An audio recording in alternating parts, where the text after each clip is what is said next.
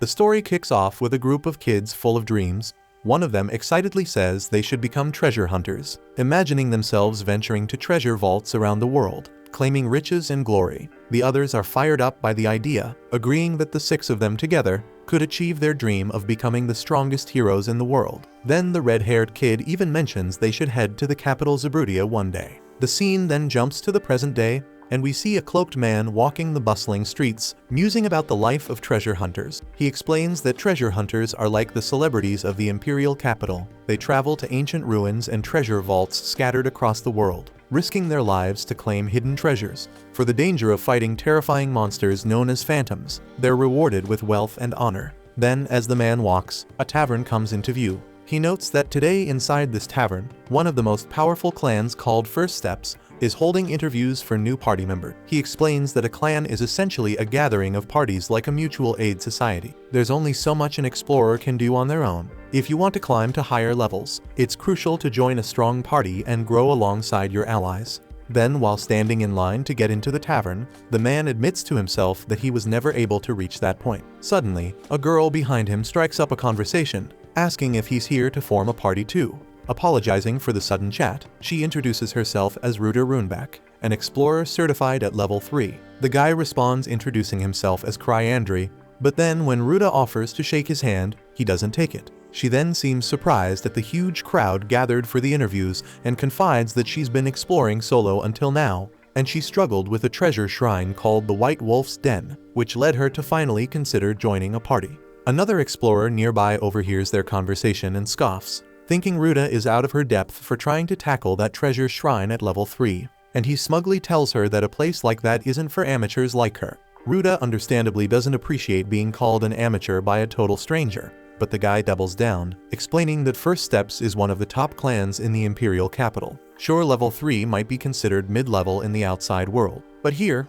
it's basically beginner status. He advises her to turn around and go home, which only makes Ruta angrier, so she draws her knife. Before things can escalate, the guards conducting the interviews step in. They warn them to calm down, saying they'll be forced to kick them out if they cause a scene. The guard scolds them, reminding them that an explorer should never draw their weapons in the streets. With that, the tension settles, and the next scene shifts to Cry and Ruta inside the tavern. Ruta is taken aback by the sheer number of applicants and admits she's never been in a place like this before. So she curiously asks Cry if he's been through something like this before, and he casually replies that this is his 5th time. Ruta then surprisedly feels a little bad for him, but Cry brushes it off, telling her there's no need for sympathy. He then explains that being an explorer is all about skill. Talented people rise to the top quickly, but for those who aren't as gifted, it's a much tougher road. Ruta then points out a flashy party in the tavern, asking Cry about them. Cry informs her that they're the Holy Spirit's son called Arc Brave currently looking for new members. They're the ones who recently conquered a level 7 treasure vault, and they're considered one of the best parties around. Their leader, Arc Rodden, is known for recognizing talent, and if he recognizes an explorer, that person's success is practically guaranteed, but Cry admits this is the first time he's seen them conducting interviews. Ruta then notices an empty seat and asks about it, but before Cry can answer,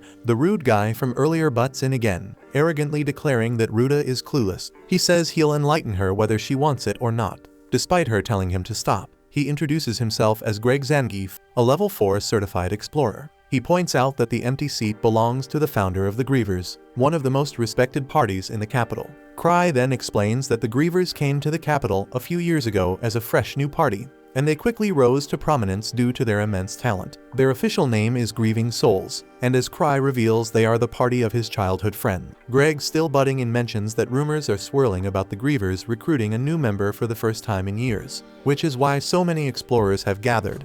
However, Greg dismisses the rumor as false, pointing out that no one is sitting at the founder's table. One of the other participants speaks up, asking where the Grievers are. He boldly declares that he only came to join them because they're considered the best. Full of himself, he brags that one day he'll be the strongest explorer ever, revealing he's already a level 4 certified explorer. Suddenly, a girl from the management staff steps forward and confronts the loudmouth. Without holding back, she tells him to get out. Some of the other staff members rush to calm her down, reminding her they're not supposed to stir up any trouble today. But the girl isn't having any of it, and she snaps back saying that her sister would have done the same thing if she were here. The tension builds as the two prepare to fight. and Cry, sensing the incoming chaos, tells Ruta they should get out before things get messy. Ruta follows him out just as the brat Gilbert tries to attack the girl Tino. But before he can land a blow, Tino quickly notices Cry's presence. She locks eyes with him, and just as Gilbert charges, she expertly dodges his attack and corners Cry instead.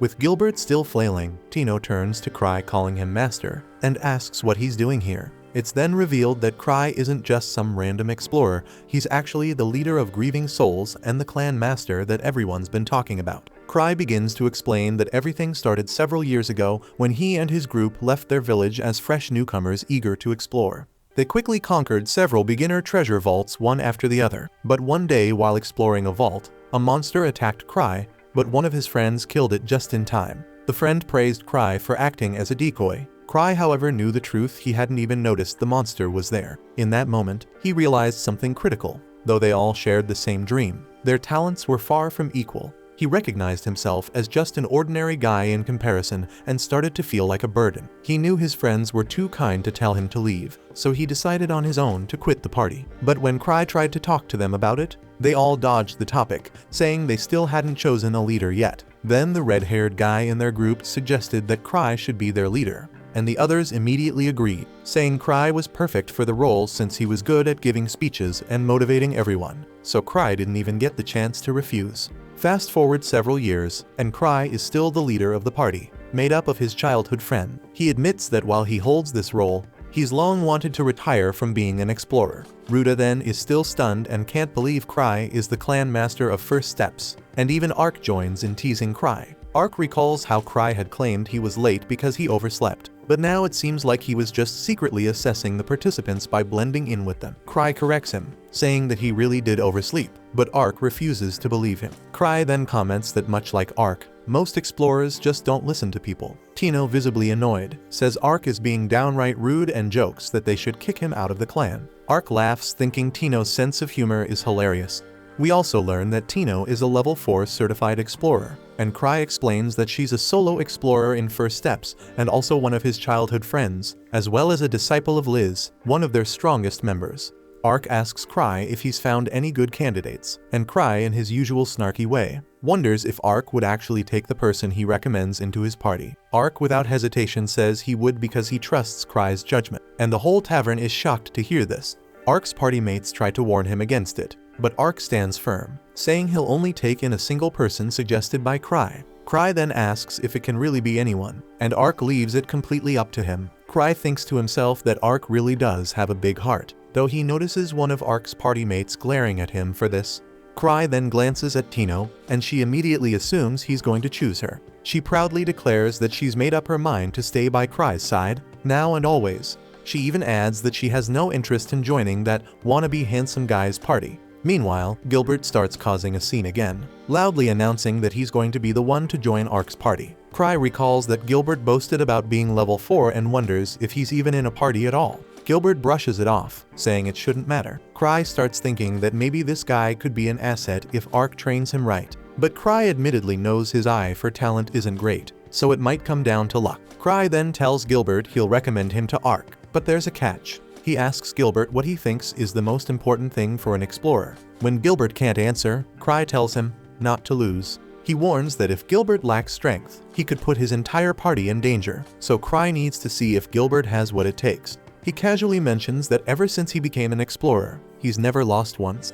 The crowd is shocked by this, though Cry thinks to himself that the only reason it's true is because he's never actually had a proper fight. Cry pulls off a ring from his finger and tells everyone that whoever manages to get their hands on this relic will be the one he recommends to Ark. He tosses the ring into the air, Gilbert catches it, but before he can celebrate, Tino sends him flying with a powerful kick. The ring rolls onto the ground, and suddenly the entire tavern erupts into chaos as everyone scrambles to grab it, so the place is turned upside down. Meanwhile, Cry casually slips out, leaving the participants to wreck the tavern over his little test. The next day, Vice Clan Master Eva Renfried informs Cry that the tavern incident has made the news. She reveals that the venue was completely wrecked due to his reckless action. Cry then immediately asks if there were any civilian casualties, and is relieved to hear there were none. However, Eva adds that the Explorers Association wants to have a word with him. Cry wonders if Ark had anything to say about the chaos, and Eva tells him that Ark just laughed after reading the article. Cry shakes his head,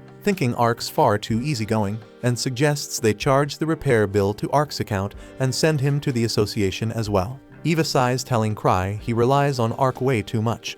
This time though, the association specifically asked for Cry. Realizing he can't get out of it, Cry grumbles, knowing he has to go or else the branch manager might come after him instead. He then complains about not wanting to leave without an escort and mentions that his disguise relic, a powerful artifact called Reversible Face, which allows him to change his appearance, has broken. Eva rolls her eyes, assuring him no one's going to attack him this early in the day. So with no other choice, Cry reluctantly heads out. Later, we see Cry groveling before the association manager, apologizing for the whole tavern disaster. He explains that no civilians were harmed and that once the chaos started, he couldn't stop it. He points out that the building was the only thing damaged, and surprisingly, no one has filed a formal complaint. To sweeten the deal, he mentions that the tavern's owner is a friend of his, and he's sure they'll forgive him. A young woman with the manager tells Cry to calm down, handing him a book. The association manager, Grack Welter, sternly reminds Cry that a high-ranking clan like First Steps should be setting a good example for others. Letting Cry off without consequences would send the wrong message. Cry, sensing where this is going,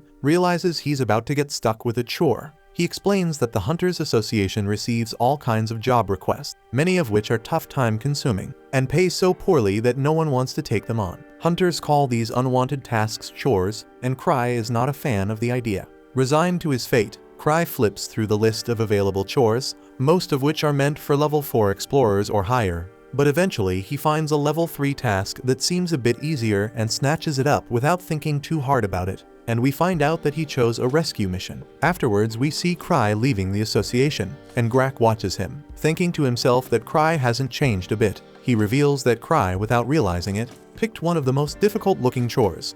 Later, Cry discovers that Ark isn't at the guild headquarters, and Tino informs him that Ark has been summoned by some nobles. As Cry looks around and notices the place is empty, Tino approaches and shows him the ring he tossed the previous day, so Cry realizes she's the one who ended up with it. Tino proudly admits she didn't want anyone else getting their hands on his ring, and she nervously asks if she can keep it, and Cry tells her it's just a shooting ring, so she can have it. Then Cry casually asks if she's free right now. Tino, expecting a date, excitedly says she is, but her excitement vanishes when Cry hands her the chore he received from the association, so she horrifiedly bolts the second she sees it. But Cry calmly summons his magical chain Silver and orders it to bring her back. Moments later, Silver drags a reluctant and frustrated Tino back to Cry. She's visibly upset, accusing Cry of playing with her feelings. She thought he was asking her out, but instead he's saddling her with a crappy job. All she wanted was to get ice cream with him, not get stuck with an awful mission. She complains that the job is terrible, and that as a level 4 explorer, there's no way she can rescue 5 people on her own. Cry agrees, nodding sympathetically, but Tino also adds that she already knows he's only sending her on this mission for her personal growth. Cry, scratching his head, starts wondering if the mission is really that tough since it's labeled as level 3. Realizing Tino just doesn't want to tackle the task alone, Cry decides to pair her up with 3 new recruits, Ruda, Greg, and Gilbert. Tino isn't thrilled with the arrangement, still hoping she'd be exploring alongside Cry instead. But despite her grumbling, Cry hopes the group will be able to handle the mission together. 6 years ago, when Cry's party first rolled into the capital, they were on their way to the association to officially sign up as hunters. But right when they reached the door, Cry started second-guessing everything. Luke told him to stop overthinking it, especially since Cry was the one who insisted they shoot for being the best in the capital. But Cry isn't doubting his friend's strength, he's worried because he knows he'll only drag them down. Luke told him to quit the nonsense and, without missing a beat, marched up to the doors, flinging them open with a loud declaration that he was the strongest swordsman in the world. Right after, Liz jumped in, shouting that she was the strongest thief in the world. With such a ridiculous over-the-top entrance, there's no turning back. So Cry walks up to the reception desk to register the party. But deep down, he's already hoping they'll regret making him the leader. So when asked to choose a name for the party, he picks the edgiest thing he can think of and calls them Grieving Soul, for absolutely no reason. The rest of the group hated it at first, thinking the name was dark and depressing. But the moment Cry tried to use his awful naming skills as an excuse to step down as leader, they all suddenly changed their minds, claiming they loved the name. Fast forward to the present, and Cry calls a meeting with everyone he's trying to dump his work onto. Greg, still in disbelief, can't wrap his head around the fact that Cry is actually the guildmaster of the Grievers. As crazy as it sounds, Cry confirms it, meaning he's also the infamous 1,000 Tricks that everyone's heard of. In the association, when a hunter hits a certain level of fame and achievement, they're given special titles,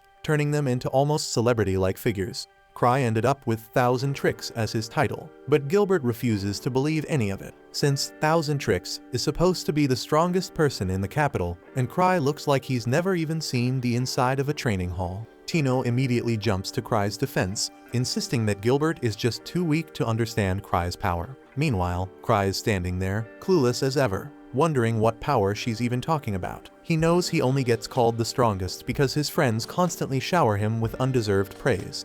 But whatever he asks if Gilbert and the others are going to take the job. Of course, Gilbert refuses, because he's still not buying that Cry is the strongest in the city. Greg then tries to shut him up, nervous about what could happen if the actual strongest person in the capital loses his temper. But Gilbert, being the jerk he is, just shoves his fingers up Greg's nose. Since Gilbert clearly has no interest in cooperating, Cry shrugs it off and moves on to Greg. Greg's more than happy to accept Cry's request, so the only one left to ask is Ruta. Given that the quest is in a wolf den, Cry figures it's a perfect fit for her, since she was already planning to clear it. Ruta isn't exactly thrilled with the group she's stuck with, but she agrees to go along with it. Cry's pleased to hear that, so he tells Tino she can ask anyone else from the clan to help if she needs it. Tino, practically begging, pleads with Cry to join the team himself, but he shuts her down immediately. With Tino's party situation now sorted, Cry turns to leave, but of course, Gilbert can't just let things go. Upset that Cry's ignoring him, he challenges Cry to a duel. If he loses, he'll join the team. Cry, who absolutely hates getting dragged into duels, comes up with a quick fix. He agrees to the duel, but only if Tino fights in his place. Tino is more than happy with this arrangement, mainly because she's furious with Gilbert for daring to insult and doubt her master. She's also eager to show off her skills and give Cry a little demonstration of just how flexible she can be, throwing in some impressive camera angles for good measure. Gilbert might have gotten his face smashed in by Tino yesterday, but he's still running his mouth, claiming he was just caught off guard and that there's no way he'll lose to her again. And after he beats Tino, he says he's coming for Cry next. Cry, already irritated, has absolutely no desire to fight anyone today. But since Gilbert is so cocky, Cry casually points out that Tino is level 4 just like him. Tino chimes in, saying there's no way she could ever lose to someone like Gilbert. And to prove her point, she drops her weapons on the ground, daring him to fight. Ruta and Greg are getting nervous because sure, Tino's strong, but fighting without weapons seems like a terrible idea. Normally Tino would win hands down because even though they're the same level, she earned all her experience doing solo missions and has tons of practice fighting other people, so she should win even unarmed. But Gilbert's got the Purgatorial Flame Sword, which could tip the odds in his favor if he uses it right.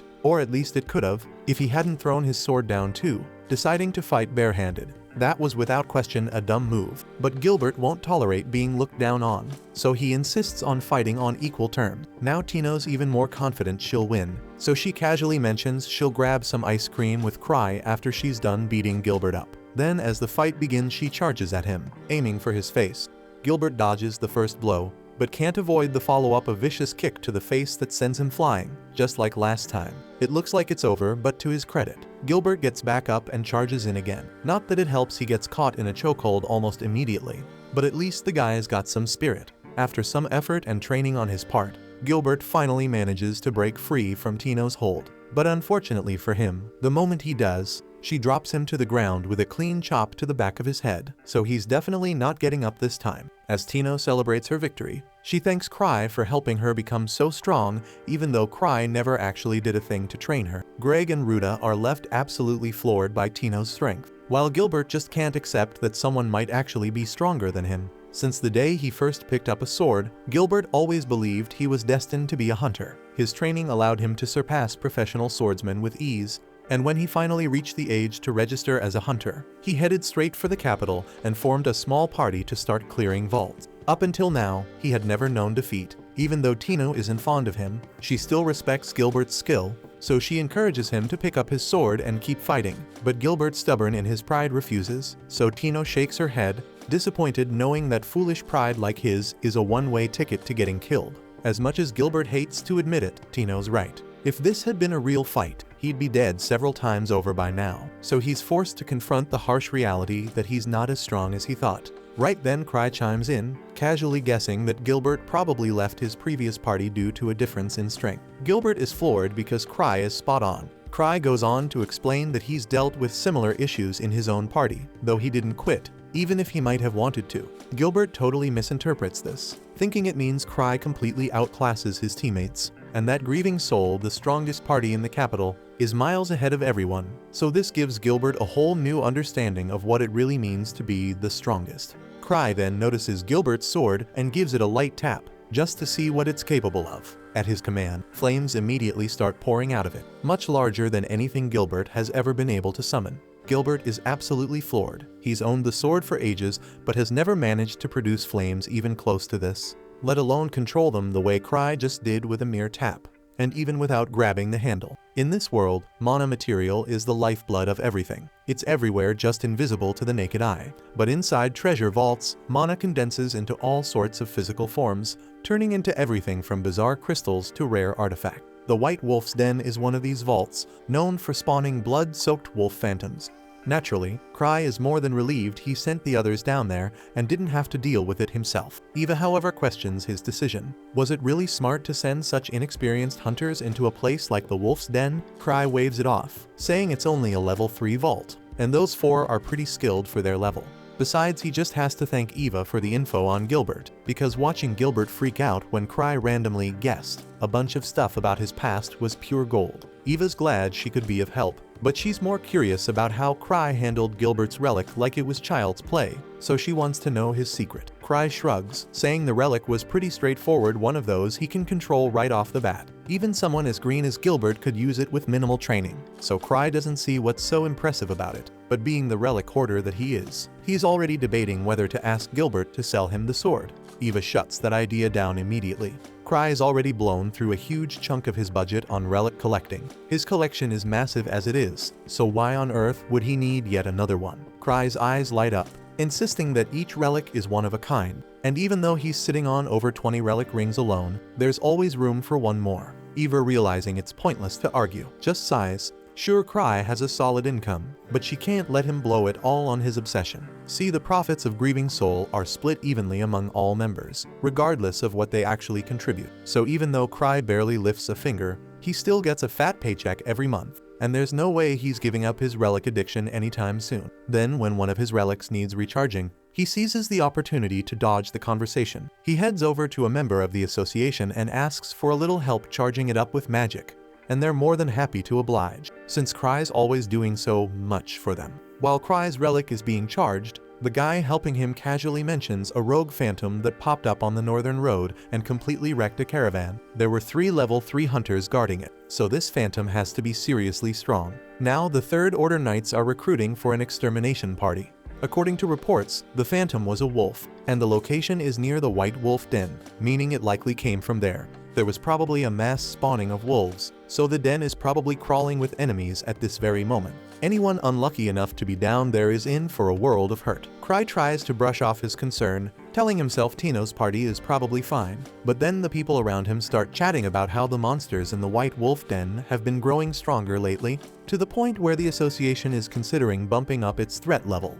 Worse still, a well-known level 5 Lancers party went missing inside that vault. So if even a level 5 team couldn't handle it, anyone below that level doesn't stand a chance. Now Cry is seriously worried and decides to double-check the quest he received earlier. Only now does he realize it wasn't just a random mission.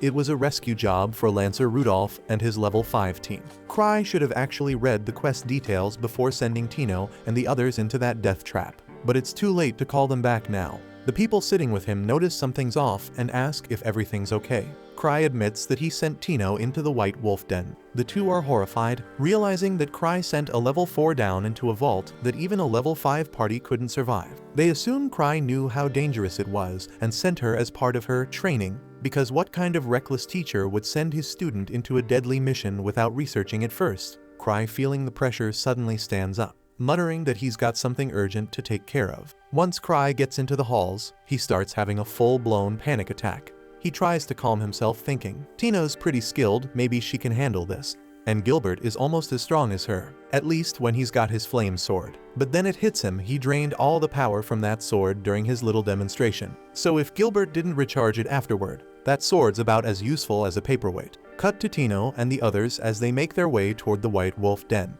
Even before they reach it, they can feel a dangerous aura closing in. Tino, however, was expecting something like this. After all, it was Cry who sent her on this mission, and she had a gut feeling things might get dicey. That's why she even wrote a will just in case she doesn't make it back. Still, she's confident she won't die. In her mind, Cry's got everything perfectly planned out. She believes he chose each member for the mission with careful deliberation. Though Greg isn't buying it, he reminds her that Cry only met them yesterday. Gilbert agrees it seems unlikely, but at the same time, he wouldn't put it past Cry to have already done a full background check on all of them before they even met. In fact, the whole incident at the pub could have been part of his plan. So while this mission is way out of their league, Tino's convinced that Cry wouldn't send them on a suicide run. Unfortunately, that's exactly what Cry did, and he's absolutely freaking out about it. Realizing he sent them straight into a death trap, he decides to rescue them himself. Rushing into his hidden room, he starts grabbing every relic he can carry. Meanwhile, Tino and the others encounter a phantom who is wielding a sword and wearing armor, and they are surprised as they were expecting a wolf. Back to Cry while he is leaving. Eva catches sight of him and of course assumes this was all part of Cry's grand test for Tino. She figures he planned it so Tino wouldn't actually be in any real danger, but thinks he must be slightly worried, so he's going to check on them. She even notices he's carrying Citri's slime relic, which by the way is totally illegal under Imperial law. But hey, Cry doesn't know what he's walking into, so he's taking every precaution. Cry heads out onto the balcony and straps on a wingsuit relic, aiming to get to the White Wolf Den as fast as possible. As he takes off, Eva watches him go, quietly hoping he doesn't end up like the last guy who used that wingsuit who died after crashing head first into a wall. The story shifts to the past again, showing it's been a week since grieving souls began their work in the capital of Zabrudia. Luke's standing there, staring at his broken wooden sword, completely dumbfounded. How could it have snapped just like that? But the others in his group aren't surprised at all, saying it's no shock since he was fighting Phantom. One of them mentions she never expected to face a Cyclops in a level 1 treasure vault. They all agree it was one tough Phantom, guessing it was at least a level 4. Then some random hunter shows up, doubting their story, but the girls casually show him the Cyclops head they took as proof. He freaks out at the sight, while Cry just shakes his head, thinking this is exactly why he told them not to bring the head along. Next, the scene cuts to Tino and the gang, having just taken down a wolf-like monster, but they're absolutely spent. Ruta points out that this creature doesn't seem like something you'd encounter in a level 3 vault, and everyone agrees it was way too much. Greg then turns to Gilbert, asking why he didn't use the flames from his sword. Gilbert says his sword's out of mana because Cry had used it earlier, and now he can't recharge it himself. Ruta suggests they should retreat, the situation's not what they were led to believe, and the people they were supposed to rescue might already be dead. But Tino, stubborn as ever, refuses to back down, arguing they haven't even entered the vault yet. Greg then pushes back, saying survival is more important than any mission. But Tino calmly explains he's got it wrong, they're not here to collect corpses. She's certain those people are still alive, and they're just following the plan of a level 8 hunter. She goes on to say that even the Purgatorial sword running out of mana is probably part of Cry's big plan, teaching them not to lean so much on relics. They then get closer to the treasure vault and notice several crimson wolves inside, all equipped with armor and weapons. It hits them that the wolf they faced earlier wasn't just some random outlier, there's more. So Tino then explains that the White Wolf's Den was built to accommodate the massive Silver Moon wolf monsters that originally lived here. She's convinced the wolves won't be able to move easily inside the vault due to their size and suggests they head in to engage them. But before she can act, Gilbert, being rash as ever, decides to charge at the monsters, thinking he can take them down if he just disarms them. Tino shakes her head, thinking he's an idiot, but Gilbert of course insists the Purgatorial sword is stronger than any regular weapon, even without mana. Tino, however, tells him to stop acting recklessly because she's the leader, and her job is to bring everyone back alive. She's certain her master is testing her leadership, and bringing her team home in one piece is the bare minimum to pass the test. Tino explains her plan. She and Ruta, being the fastest, will draw the wolves' attention, while the others will attack from behind. She points out that once they close the distance, the wolves' ranged weapons will be useless. She makes it clear there will be no sacrifices, and she won't let anyone be used as a shield. Meanwhile, Cry is flying towards them, his only concern being that Tino survives until he arrives. He doesn't care if she has to use her teammates as meat shields as long as she lives, Back at the vault, Tino and her team follow her plan, and after some hard work, they manage to defeat all the wolves. But Tino exhaustedly thinks this job is completely unreasonable. As they're catching their breath, more phantoms appear. Tino then takes a moment to reflect on her team. She admits that all in all, the party lineup isn't bad. Greg works well with everyone thanks to his experience. Gilbert might be a loudmouth, but he's strong, and Ruta doesn't stand out much. But her enemy detection skills are spot on. In fact, it's because of Ruta that Tino has been able to focus on fighting. Then, as they take on the new wave of monsters, Tino thinks to herself that her master must have calculated every little detail, so he's like a god with how perfect his plan is. While fighting, Gilbert then starts thinking about his old party mates. He remembers how he pushed them too hard, frustrated that they couldn't keep up with him. He knew they were trying their best, but the gap between their abilities and his just kept growing wider. That's why he eventually left the party. Now though he finally gets it, he understands why they were so desperate. He realizes he never considered their feelings, and it hits him. He had no idea that fighting alongside a team, as equals, could feel this good. With that thought in mind, they defeat the monsters and make their way into a large room. Tino suddenly senses a presence ahead. She's convinced it's the boss, and it's a big one. Greg immediately cautiously suggests they run, but Tino unfazedly points out that they've come this far without a scratch. So why not take down the boss too? Greg remains hesitant, and Tino tells him that safe missions don't help people grow. But she admits that caution has its place, but sometimes they just need to go with the flow. Greg, after thinking it over, agrees she has a point. He then explains that once a hunter reaches level 4, they can make a living just by completing treasure vaults beneath their level. He admits that every time he thought a battle was unwinnable, he avoided it, and that instinct came from watching too many of his comrades die. Tino is sure Greg joined First Steps because he wanted to change that mindset, and she believes that's why her master placed him in this party. Greg isn't convinced, but Tino assures him that her master wouldn't have chosen someone he didn't believe in. She explains that her master's goal was to save all of them, and that he's like a god in how he operates. She's certain this group wasn't thrown together by chance, everything was calculated by him. Ruta is still unsure and wonders aloud why he picked her of all people. Tino, after a brief pause, jokes that it might be because of her big melon, and without missing a beat she continues ahead, leaving Ruta puzzled and blushing, asking what she even means by that. After that we see Cry flying over the forest near the treasure vault,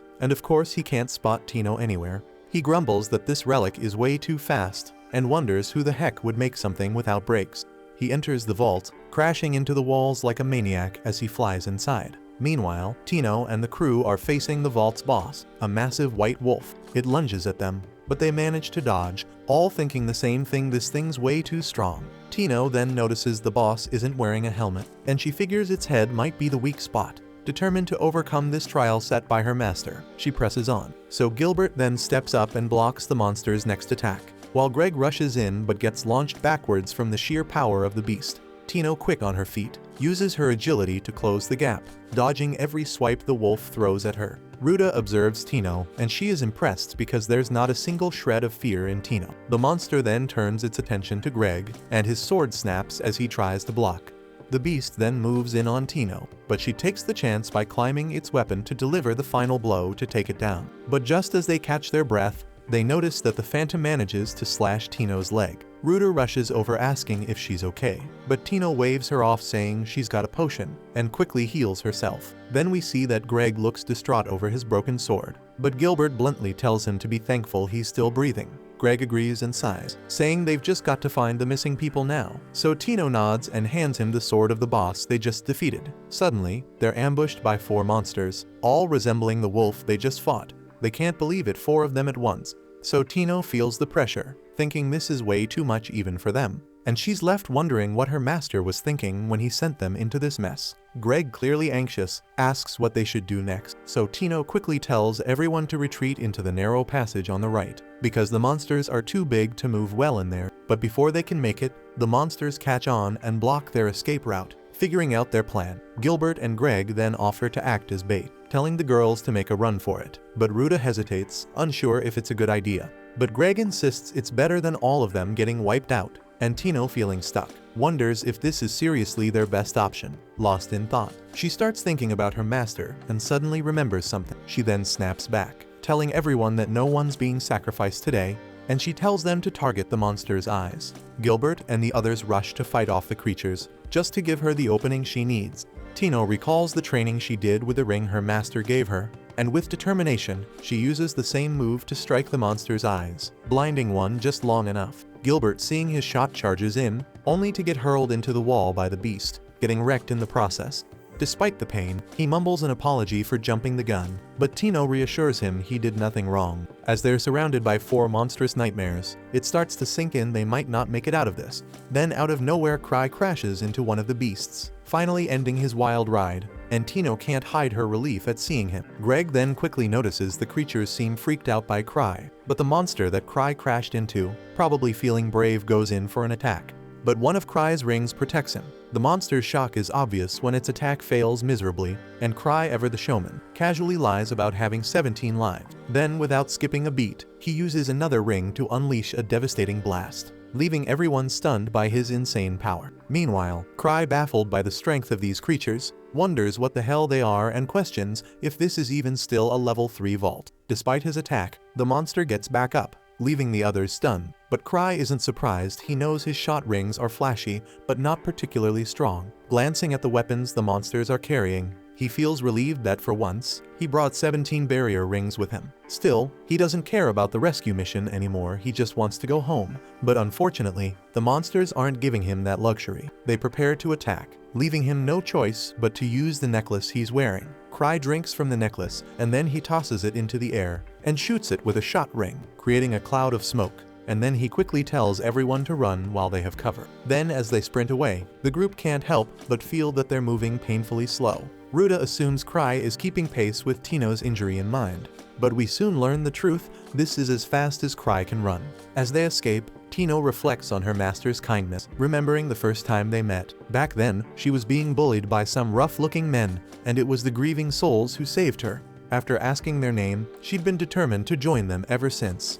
Once they finally manage to escape from the monsters, the group expresses their gratitude to Cry for saving them. It's only then that Cry notices Tino's injury, and he apologizes for sending them on such a dangerous mission. Tino reassures him, saying it's no big deal, and Cry praises her for doing so well despite the circumstances, and his compliment makes her visibly happy. Cry then pulls out a relic and uses it to completely heal her leg. And Gilbert shockedly can't believe Cry is using a relic just for healing. Cry, in his usual blunt manner, thinks to himself that he uses relics for pretty much everything. Greg, still processing everything, asks if Cry defeated the monsters. Cry admits he didn't and explains that running was the best option at that moment, and he urges them not to dwell on it and tells them to follow him. As they do, Cry has a sinking realization he has no idea where they are or where the exit is, leaving him silently wondering what on earth he's supposed to do now. The story then flashes back to 6 years ago, where Luke and the others first lay eyes on Cry's collection of relics. They're blown away by the sight of them, so Liz asks Cry to pick one out just for her. Cry then casually mentions that he did promise to do that,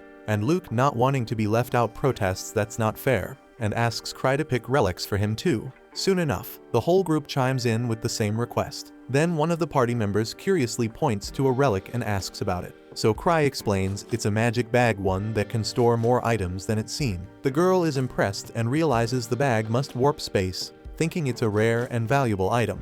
But Cry quickly deflates her excitement, revealing it can only store chocolates, and that quickly changes her enthusiasm. Meanwhile, Liz puts on a bracelet from the relics and admires how cute it looks. But in seconds, she stumbles and can't get up. Cry then explains it's actually a labyrinth ring, which completely messes with a person's spatial awareness. Liz, now frustrated, struggles on the ground as Cry continues, casually adding that most people who wear it end up tearing their bodies apart from the disorientation, and the fact that Liz is still in one piece, pretty astounding. Next, Luke picks up a wicked-looking sword, clearly drawn to how cool it looks. Cry tries to warn him, telling him it's a cursed blade, but Luke's already too late. The moment he touches it, he goes into a full frenzy. His party scrambles to hold him down while Cry's collection of relics ends up causing absolute chaos. In the end, it's explained that these relics were later turned into training gear for Luke and Liz. The story then jumps back to the present, where Cry is quietly losing it. He knows Tino and Ruta are both thieves, so he really wishes they'd be out doing some recon or something useful. Instead, they seem to have complete faith in Cry's ability to navigate, even though he has no clue where he's going. Then Gilbert chimes in full of admiration, certain that the great Cry must have everything under control. But to him, it looks like they're wandering in circles. He finally asks Cry if they're heading toward the exit, But before Cry can even stammer out a response, Tino steps up confident as ever and points out that this path definitely doesn't lead to the exit. She has a rough idea of the den's layout from a map she saw, and while they're heading in the wrong direction, she assumes Cry must have some deeper plan. Ruda of course agrees, but wishes Cry would at least tell them where they're going. But Cry is still silent. Eventually, they come across a fork in the road, and Cry, still winging it, randomly picks a path. To everyone's shock, he miraculously leads them straight to the injured hunters they were sent to rescue. Cry naturally has no idea how he managed this, but since the others are already moving to help, he plays along. Watching them tend to the injured, Cry is genuinely amazed that Tino noticed them because he sure as hell didn't. The leader of the injured group, Rudolph, thanks Tino for saving them, but in typical Tino fashion, she gives all the credit to Cry, saying they never would have made it without him. Cry, feeling the pressure, tries to explain that he was just guessing the whole time and doesn't deserve any praise, but no one believes him for a second, and they just think he's being modest. Meanwhile, Ruda is busy handing out potions to help the hunters recover, but they're still losing energy fast because they haven't eaten in ages. That's when Cry remembers the one smart thing he did, bringing along his magic chocolate bag. With a near infinite supply of chocolate inside, he figures it's the perfect solution for now. Rick then turns to Rudolph, saying he's glad Rudolph made it out alive, because when he first heard that a level 5 party had gone missing in this dungeon, he feared the worst. But Rudolph grimly replies that they barely survived. Gilbert is skeptical and finds it hard to believe. Sure, the wolves were tough, but there's no way a level 5 party should be overwhelmed by monsters like that. But Rudolph wasn't talking about the wolves, rather the real threat was something far worse, a small phantom covered in bones that completely wiped out their party. Whatever that thing is, it's the pure embodiment of a grudge. It has full control over the vault, likely the curse of the Silver Moon that haunts this place. It embodies the resentment of every monster slain here, and over time its power grew until it became a true nightmare. Rudolph and his crew are no amateurs, they're some of the strongest around, yet every single one of them was helpless against this beast. In fact, Rudolph would go so far as to compare the Phantom to Thousand Sword, a member of Grieving Souls and widely recognized as the most powerful swordsman in the capital. Thousand Swords is a prodigy who's mastered every orthodox technique, only to invent more on top of them. This guy can take down enemies by the dozen, and he does it all with a wooden sword. Luke isn't someone to take lightly either, so Cry feels like it's a bit of an exaggeration to compare a phantom to him. If something like that really existed, Luke would have hunted it down by now. Still, considering this phantom completely wiped out a level 5 party, Cry isn't exactly confident that Tino and her group can handle it. In fact, he's seriously regretting not dumping this whole job on Ark instead, so he wouldn't have to deal with this mess. Rudolph continues explaining that the monster was toying with them during their last encounter. It didn't kill them immediately, but there's no doubt in his mind that if they run into it again, it won't be so merciful next time, and it'll finish them off for good. Ruda then turns to Cry, asking what they should do next. But inside, Cry is internally losing it because he wasn't remotely prepared for this kind of situation. He stares off into space for a moment, panicking before finally coming up with something. He then tells Ruda they need to focus on getting the injured to safety, and that escaping the vault is the priority. On top of that, since this was originally Tino's mission, he tells her that she's in charge from here on out. Tino flusteredly insists she doesn't deserve to lead when someone as legendary as Cry is around, but Cry's not interested in leading because he just doesn't want the responsibility. Eventually, Tino reluctantly agrees to take the lead and echoes Cry's plan to head for the exit. And thanks to Cry healing her leg, they should make good time, but Cry reminds her not to run too fast, as the injured won't be able to keep up. He mostly says this for his own benefit, knowing full well he's way too out of shape to keep up with Tino's full speed. As they navigate the vault, Tino announces that they're getting close to the exit, and so far they've been lucky because they haven't run into the deadly phantom. But just in case, Rudolph steps up and promises to act as everyone's shield if the phantom shows up, buying time for the others to escape. Tino quickly reassures him that won't be necessary because she's confident everyone will make it out as long as Cry is with them. Cry, however, is not feeling the same level of confidence. In fact, he's already mentally preparing to grab Tino and ditch the rest if that phantom appears. Still, for now he tries to stay optimistic because he's got 5 safety rings left, so at the very least, he can survive for a while if a fight breaks out.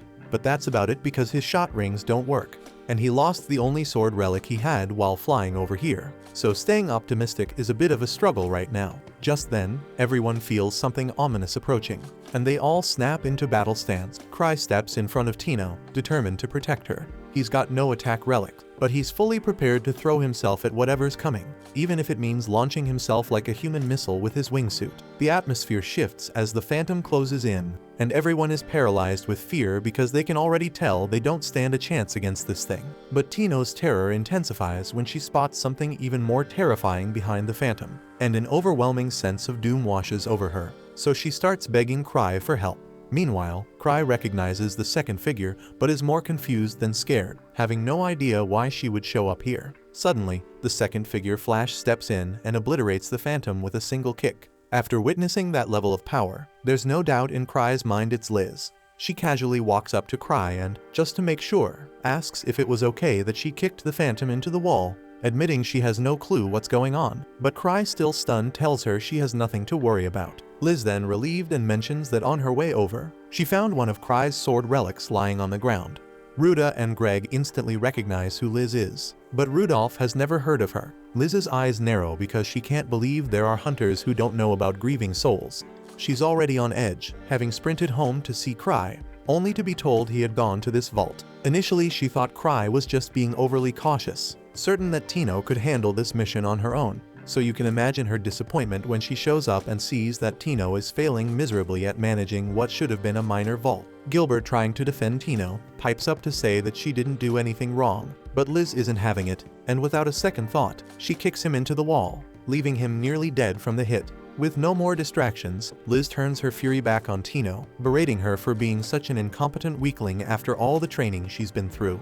Tino then starts begging for forgiveness, and Cry can barely watch because Liz is really tearing into her. As Liz continues yelling, the Phantom begins to recover from that brutal kick, and both Greg and Ruda are frantically pouring healing potions on Gilbert, trying to keep him alive after the hit he took, not wanting Tino to end up in the same situation. Cry steps in, attempting to calm Liz down. He reminds her that Tino doesn't deserve this anger because he sent her to rescue the hunters, and she actually did complete her mission, so calling her incompetent isn't fair, especially considering how well she handled everything. As soon as Liz hears Cry say this, her fury melts away as she turns to him and asks if Tino really did a good job. Cry reassures her, telling her that Tino truly impressed him. While he's at it, he also takes the opportunity to congratulate Liz for finally learning to hold back with her attack. Liz, now beaming from the praise, admits that she still doesn't fully understand the point of going easy, but since Cry wouldn't stop nagging, she eventually learned to pull her punches. Cry is glad she listened,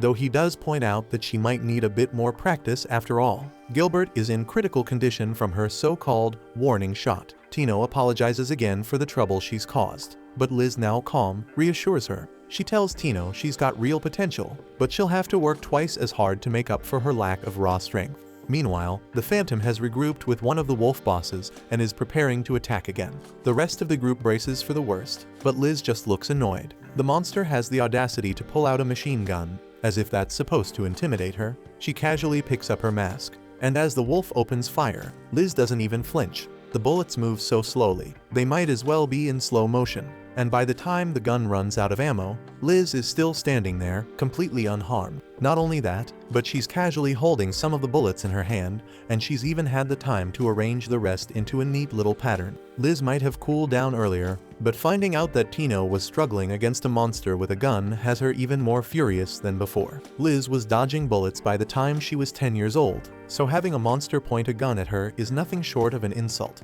She's about to show just how laughable that is. With a graceful backflip into the air, she comes down with a devastating kick, slicing straight through the giant wolf and splitting it in half, causing it to explode. For Liz, this wasn't hard at all, so she can't understand why Tino didn't just do the same thing ages ago. As Liz continues lecturing, the Phantom draws its sword and charges at her, but Liz unfazedly believes this should have been another easy win for Tino. So with nothing more than 2 fingers, she catches the Phantom's sword mid-strike, knees it into the air, and unleashes a barrage of punches, all while berating Tino for being too weak to handle something this pathetic on her own. Tino breaks down in tears, and Cry feels bad for her. But honestly, this is par for the course with Liz's tough love training methods. After all, Liz is the fastest hunter in the world, and her blinding speed has earned her the nickname Stifled Shadow. Then once everything calms down, Tino, Greg, Ruda, and Gilbert regroup at the guild.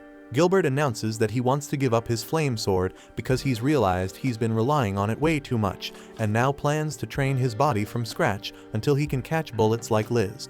The others don't believe for a second that he'll ever manage it. But if he's serious about wanting to be like Liz, Tino figures he should know something about the masks they all wear. Everyone assumes Cry planned it this way to sharpen his party's skills. But the truth is, when Cry ordered the masks for grieving souls 6 years ago, he forgot to include eye holes. So yeah, everyone in the party has basically been fighting blind this entire time. Back in the present, we find Cry searching for Citri's slime, but it's nowhere to be found, so he frustratedly decides to just forget about it for now. Though that's easier said than done, because his mind drifts back to a year ago when Citri Smart, an eccentric alchemist with a certification level of 2, left the slime in his care, convinced it would be safe with him. Citri is famous as the brains behind the Grievers and a member of the Empire's academic institution, is known for her brilliance and unconventional ways. In the past, she was even hailed as the most outstanding alchemist, with the moniker Unfettered. Cry reflects that her genius has often led him into sticky and dangerous situations just like this one, and he remembers naming the slime Citri's slime. He then remembers how they used to mess around with slimes as kids, and one time when he tried to let the slime out for fun. Citri stopped him, casually warning that it was a little dangerous and could possibly destroy the entire capital. Cry understandably thought that was more than just a little dangerous, and then Citri asked him to be extremely careful with the slime, and he agreed. Fast forward to the present, and he's still trying to track down the slime, even though part of him would love to just forget it ever existed. With no luck finding it, he gets exhausted and sits on his bed, attempting to think through the situation calmly. He recalls opening the capsule in the White Wolf's den, only to find it empty. He's sure he kept the slime locked up safely, so how could it possibly have escaped? Maybe, just maybe, this is some elaborate prank by Citri, and he tries to laugh it off, but deep down, he knows he just doesn't want to deal with this nightmare anymore. Meanwhile, in the White Wolf's den, a group of adventurers is battling monsters that are way stronger than expected. One of the women remarks that this request is turning out to be tougher than they thought. Her companion agrees, but stresses the importance of investigating the treasure vault. It's crucial to the country. He recalls that Thousand Tricks is also involved, which only confirms their suspicion. Something big is definitely happening here. Meanwhile, at headquarters, we find Cry looking exhausted from lack of sleep. As he stumbles around, he runs into Eva, who informs him that they've been contacted by the association regarding the White Wolf's den. Cry, in his typical fashion, casually tells her to pass it on to Tino, since she was the leader of that mission. Eva, wanting to handle it herself but unable to, explains that Tino is busy training with Liz. Cry, clearly not in the mood, changes the subject, asking Eva if there's been any movement in the Imperial capital. Eva, understandably confused, asks what kind of movement he means. Cry, shrugging it off, says it's probably nothing, and that it's good if nothing's going on. Eva, now suspicious, says she'll look into it anyway, thinking Cry is hinting at something deeper. But Cry brushes it off, telling her it's just his imagination. He then decides to go check on Tino instead, and Eva informs him she's training on the second basement level. As Cry walks off, Eva remains convinced that Cry's comment wasn't as innocent as he made it seem. She knows he's had a freakish ability to predict natural disasters like earthquakes and treasure vault abnormalities, but she's unaware that Cry's predictions may have been because he caused some of those disasters himself. Cut to Cry arriving at the second basement level. A bunch of hunters are gathered outside the training room, clearly waiting for their turn. Among them is Sven Anger, a level 6 hunter, who immediately asks Cry to put an end to Liz's madness. Apparently, Liz has taken over the training grounds, and no one else can use them. Cry jokingly replies that monster hunting isn't really his thing, but Sven desperately tells him that he is the only one who can stop her right now, because Ansem and Lucia are out on a mission right now. Sven can't wrap his head around why Liz even came back on her own, to which Cry nonchalantly explains that she disarmed all the traps, made it to the boss room, got bored and came back. Sven is floored, completely unable to believe Liz got bored in a level 8 treasure vault, muttering in disbelief about what kind of nerves the Grievers must have. But he quickly snaps back to the present, urgently warning Cry that if they don't stop Liz soon, Tino's going to die. But Cry, in his usual laid-back style, doesn't believe anything serious is going down, thinking humans don't just drop dead that easily. But the moment he swings the door open, he spots Tino flat on the floor, completely unresponsive. Liz, standing over her, mocks her to get up, questioning if that's all she's got. When Tino still doesn't move, Liz decides to end it, but Cry steps in and stops her. She turns to him a bit annoyed and asks what the problem is, because she's in the middle of training Tino, and she's baffled by how weak she is, claiming she herself was way stronger at that age. Cry knows Liz is fired up, but he gently tells her that Tino has reached her limit and it's time to call it a day, and Liz surprisingly agrees without a fuss. But then from behind, Tino grabs Liz's foot, gasping that she can still keep going, driven by her determination to keep fighting with Cry watching. And Liz amusedly comments that Cry is incredible for pushing Tino to get up like that. And with a smirk, she resumes the training session with Tino. Cry then leaves the room, apologizing to the hunters waiting outside, explaining that Liz isn't going to listen to reason when she's in that kind of mood. Sven then shrugs and says it can't be helped, remarking how tough Cry must be on Tino. Seeing how hard he's pushing her, Cry tries to deny it, but Sven waves him off, uninterested in the explanation. So Cry lets it slide and sits down with Sven to talk. Sven then fills Cry in on the latest bad news.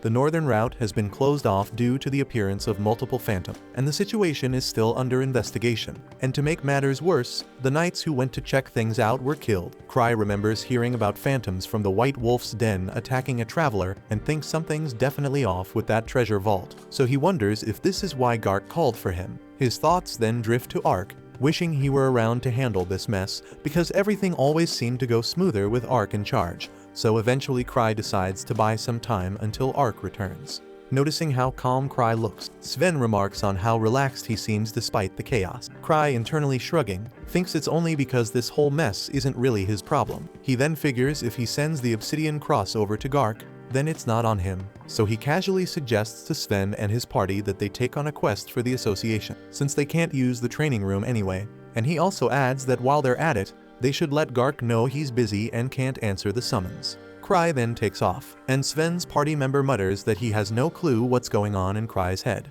He figures Cry's just living the easy life, lounging around the clan while everyone else is out busting their backs exploring treasure vaults. Sven, clearly tired of the new guy's whining, explains that Cry's always been like this, and it's just how the clan operates. He adds that while it might not make sense to the newcomer now, Cry is a freaking monster beneath that carefree attitude. So Sven warns his clueless party mate to stop taking things at face value and pay closer attention to what Cry says, because there's always more going on under the surface. And the new guy finally gets the message. Meanwhile, Gark is trying to wrap his head around the fact that nothing's changed at the White Wolf's den or the surrounding areas. So he wonders what the hell went sideways in that treasure vault. He's pretty sure it's something man-made and figures he needs to talk to Cry about it. But before he can get ahead of himself, his assistant Kainer reminds him that the obsidian cross had already said Cry's busy and can't show up.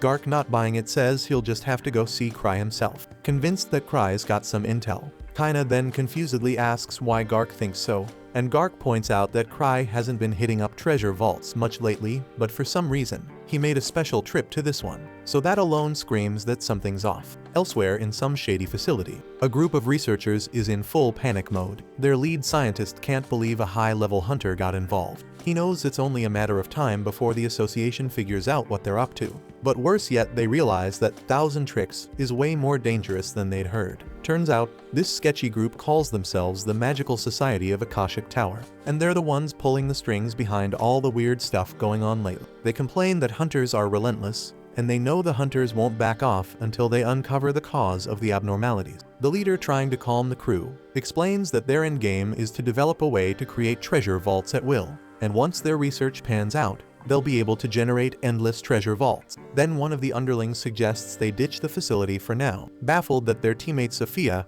is off on vacation while everything's falling apart. The leader, however, isn't fazed because he was the one who approved her time off, and he reassures them that she checked in with a communication stone, saying she'll be back soon, and he's confident that the mess will be sorted once Sophia returns. So he orders the team to focus on gathering intel in the meantime. Later, we see Cry stuck in a nightmare about Citri's slime wrecking the capital, and he wakes up screaming like he's being chased by death itself. Relieved that it was just a nightmare, he glances over to find Liz lying next to him, having also woken up from his outburst. Apparently, she has a habit of sneaking into his bed, which explains why he was feeling so hot, because Liz's body is always hot for some reason. She then asks if Cry is free today, hoping to spend the day with him. Cry gets confused and wonders if she isn't supposed to be training Tino or herself, but Liz shrugs it off, saying she's taking a break. Cry agrees, easily distracted from the nightmare he just had. Later, Gark shows up at the Footprints headquarters, looking for Cry, but sees that Cry and Liz are about to head out. As he tries to stop them, Liz snaps, telling him that Cry is busy today. Gark gets surprised and mentions how he specifically asked them to report to him anytime they clear a vault above level 7. But Liz isn't having any of it, telling him to shut up and accusing the group of relying too much on Cry. insisting they should learn to clean up their own damn mess. Her irritation peaks, and she kicks Gark in frustration for ruining her plans with Cry. As Gark and Liz start bickering like children, Cry takes the opportunity to slip away and talk privately with Kaina. She updates him, saying there's no problem with the veins, and asks if he noticed anything odd at the White Wolf's den. Cry admits he didn't but accidentally reveals he's more worried about something else. When Kaina presses for details, he brushes her off, saying he can't tell her because someone might overhear. His mind races back to the slime, a secret he isn't ready to share. Instead, he advises her to ask Ark for help, thinking Ark might be the right person to handle this.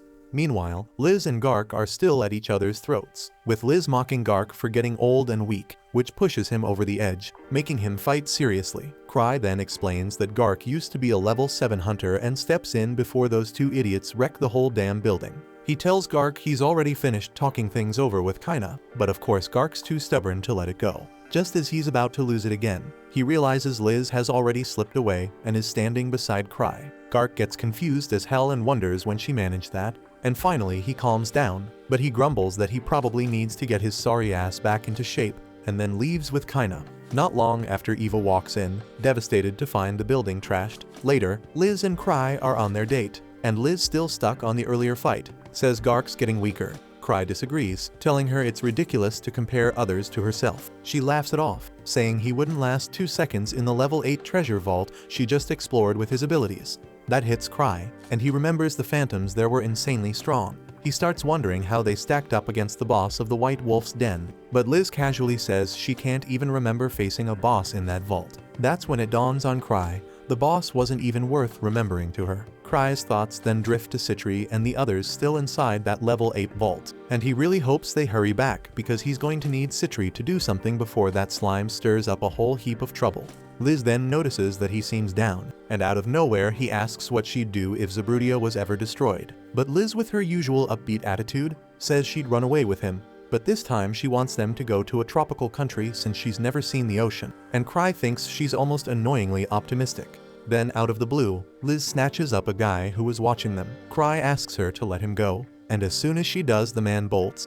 Liz then wonders if he let the guy escape on purpose, and she can't believe how good his acting is, but Cry is left completely clueless about what she's even talking about. Meanwhile, the man is holed up in his hideout, baffled by how Liz noticed him. He's also scratching his head over why Cry let him go and wonders just how much they already know. Elsewhere, a young woman approaches Noctis Kochlier, the leader of the shady researchers we saw earlier. She then introduces herself as Sophia Black and asks to become his disciple, saying she's deeply interested in his work. Impressed by her determination, Noctis agrees to take her under his wing. The story then shifts to a flashback where we see Gark fuming as the Obsidian Cross informs him that yet again Cry is too busy to meet. Gark mutters that he has a mountain of questions for Cry, but it's always the same lame excuse. He recalls that the Obsidian Cross arrived here with a mission and wonders if he can truly rely on them. They assure him he can, so Gark instructs them to investigate the White Wolf's den. In the present, we find the Obsidian Cross locked in battle with monsters in the White Wolf's den. While Sven reflects that as usual, everything seems to be playing right into Cry's hands, the scene then shifts to Cry strolling through the slums with Liz, who's delighted to think they're on a date. Cry quickly clarifies that this is not a date and notes that they're in the most dangerous area of the Imperial Palace, where the locals are visibly rattled to see Liz there. Liz then curiously asks if Cry's looking for something, and Cry admits he is. According to Eva's intel, people have started vanishing in the area, and it's a creepy but not unheard of occurrence in a place like this. But if a Citri's slime is involved, it's no joke. He also recalls a new ice cream shop recently opened in the area and decides to check it out while they're there. He then suggests they head to the shop, and Liz clings happily to his arm as they walk. Meanwhile, the man Liz had apprehended earlier spies on them from a nearby building, and he wonders why on earth they're here, and if Cry somehow let him go on purpose to be tracked. But he's certain no one had followed him. He's confident that no one could guess their new ice cream shop is actually a research base and is baffled at how Thousand Tricks figured this out. He hurriedly decides to close up shop. Just as Sophia arrives, he's relieved to see her, and when Cry and Liz reach the shop, they find it locked. Liz gets frustrated and tries to break down the door, but Cry stops her, suggesting they may just be closed for the day. Liz insists it was open moments ago because she can still smell the sweetness in the air. Inside, the man listens to their conversation, sweating nervously, but then feels a wave of relief when he realizes Cry and Liz are giving up and walking away. Back at the clan, Cry is feeling frustrated after coming up empty-handed despite all his investigating. He wonders where on earth Citri's slime could have vanished to and asks Liz when Citri is expected back from the Night Palace. Liz admits she doesn't know, but says she'd gladly help Cry herself. Cry, however, explains he needs someone with expertise in magical creatures, a subject Liz knows she can't help with. She adds that Citri might take a while since she hauled along a ton of equipment for this raid, and Cry, trying to be patient, reassures himself that Citri will return soon enough. Eva arrives then, reporting to Cry on the members she's selected to investigate the White Wolf's den. She explains that since Ark is unavailable, she's put together a different team. Cry lets her handle it, thinking that while this mission is escalating, it's not his problem since he won't be joining them. The scene then shifts to Akashic Tower headquarters, where the leader is informed that Thousand Tricks has discovered one of their hidden bases. The members of the society wonder if Cry's information network has outmatched their own, and the man from earlier is baffled as to why Cry would just leave their base alone after discovering it, and he can't wrap his head around what that guy is thinking. Another member then tries to reassure him, but they're all uncertain about Cry's intention. The leader then asks Sophia for her opinion, and she suggests they confront the hunters head-on. Others argue that they stand no chance, but Sophia dismisses their doubts. She points out that while they may be an illegal society, that doesn't mean they have to roll over for anyone. She insists this is the perfect opportunity to test the defense system she designed, and adds that if they wipe out these hunters, there won't be anyone left to spread information about them. The leader agrees with her, so he hands the command over to Sophia and leaves her to handle the situation. The scene then shifts to Tino in the bath, marveling at her own skin because there's not a single scratch on her body, even after the hell training her master put her through. She realizes her master must have dunked her in a potion bath after beating her senseless, and she's just glad to still be breathing.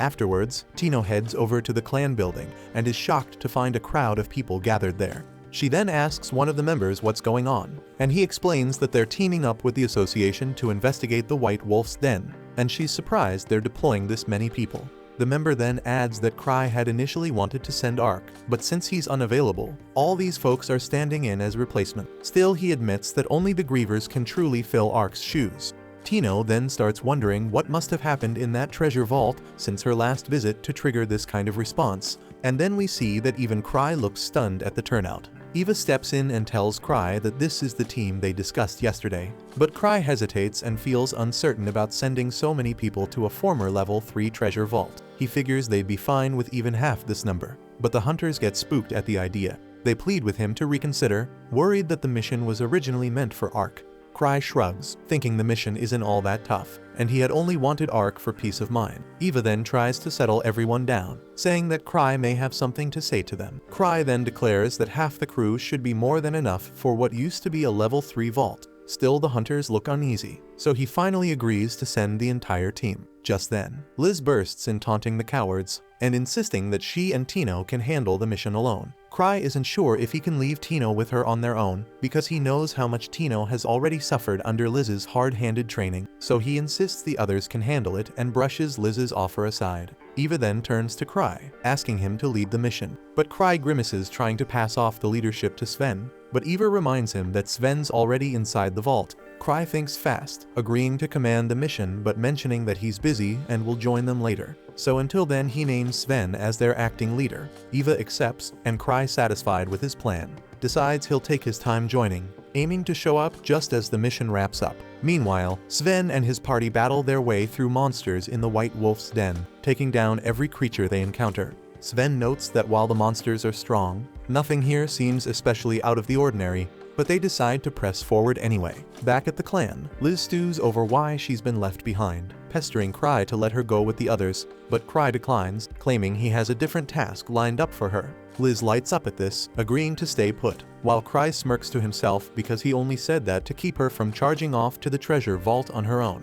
One of the hunters then asks Cry if there's anything specific they should watch out for on this quest. Cry mentions a slime, and that catches the hunter off guard because slime shouldn't be in a high-level treasure vault. But Cry insists they keep an eye out anyway, cautioning that it may not be just any ordinary slime, and with that the hunters set off. The scene then shifts to the Akashic Tower members, who are in a full-on panic. They're floored by the massive scale of the hunters' assault, and the leader fumes, calling it a shameless attack. He grumbles that they're being blocked from seeking the truth and declares that they should crush these intruders. But one member mentions their opponent is none other than Thousand Tricks. and warns that if he brings in the entire Grieving Souls crew, it could spell trouble. Sophia, however, remains unfazed. She points out that while Grieving Souls is indeed one of the capital's top parties, she's already built a defense system that will counter their attack. She notes that only 3 members of Grieving Souls are currently in the capital, and they are Cry, Liz, and Citri. The member from earlier, Flick, skeptically demands to know how she's so certain of this,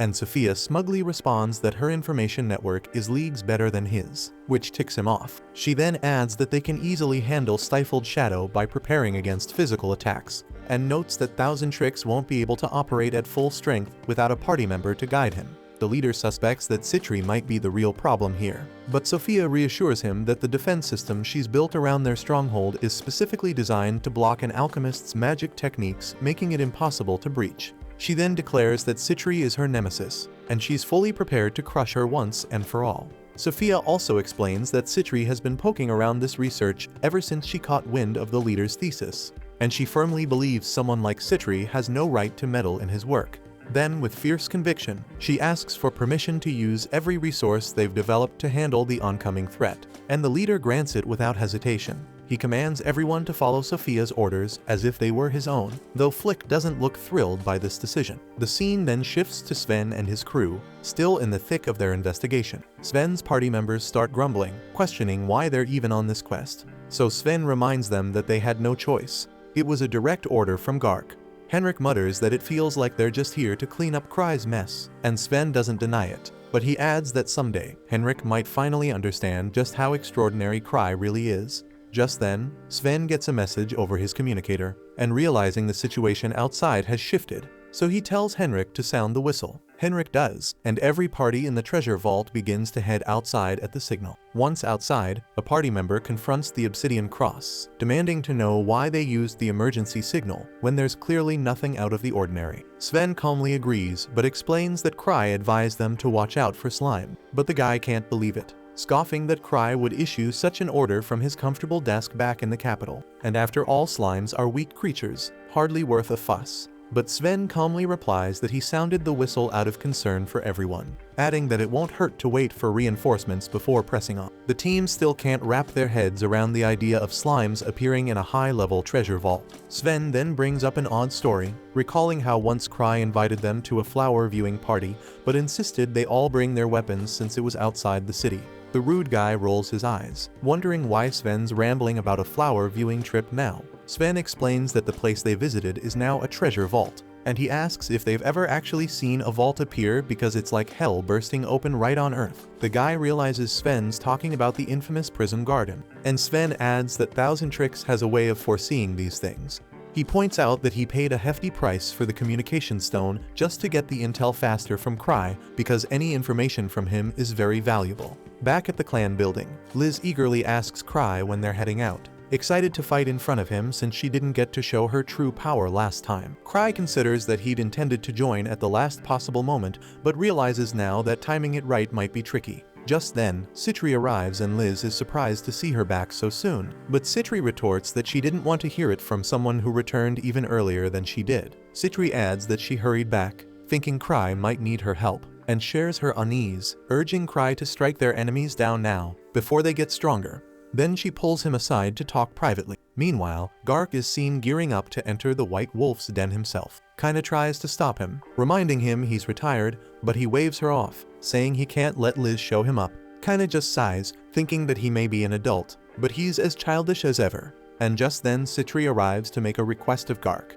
The story then shifts to the past, showing Citri and Cry as kids sitting together. Citri told Cry she wanted to make up for what others were lacking, believing that if she could, everyone could truly enjoy being hunters. She admitted she wasn't very strong, prompting Cry to suggest she find a role that suited her. He encouraged her to consider becoming an alchemist, a role where her talents could shine. In the present, before heading off to see Gark, Citri stops by Cry's room. She casually mentions that her slime creation has undergone significant improvements, now boasting a remarkable ability to adapt and evolve. However, she admits it's still a failed product. Cry puzzledly asks what she means, but Citri reassures him the slime won't harm either of them. Relieved to hear this, Cry relaxes, until he realizes she didn't say the same about anyone else. While Citri wonders how the slime managed to escape its supposedly secure safe, she speculates it must have opened the safe and fled after breaking out of its capsule. Cry tries to interrupt her spiral of thoughts to address her earlier point, but he can't get a word in edgewise. Citri then heads to the bathroom, theorizing that since it's a slime, it might have instinctively sought out water and escaped through the bathroom drain. Hearing this, Cry's mind races with the horrifying possibility that a dangerous slime capable of wiping out the capital could now be roaming through the pipes. The thought fills him with dread, but Citri brushes off his concerns and confidently tells him to leave everything to her. The scene then shifts to the White Wolf's den, where Cry's reinforcements have already arrived. One of them approaches Sven, asking about the situation. Sven replies that nothing has happened so far and asks if there's anyone to take command. But the guy informs him that Cry specifically asked Sven to lead. Sven isn't surprised, thinking it's typical of Cry to dodge responsibility.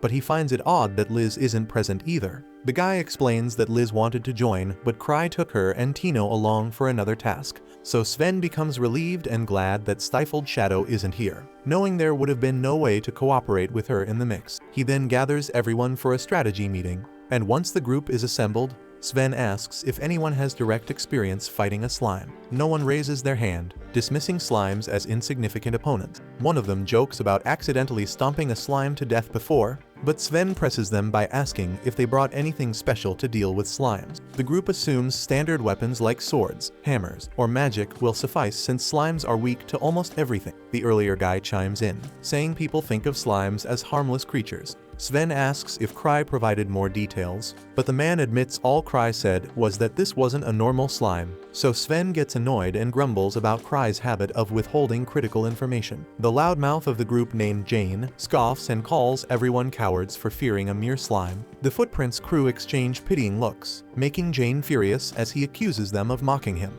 Sven bluntly tells Jane that everyone expects him to be the first victim, hoping his death at least won't be meaningless.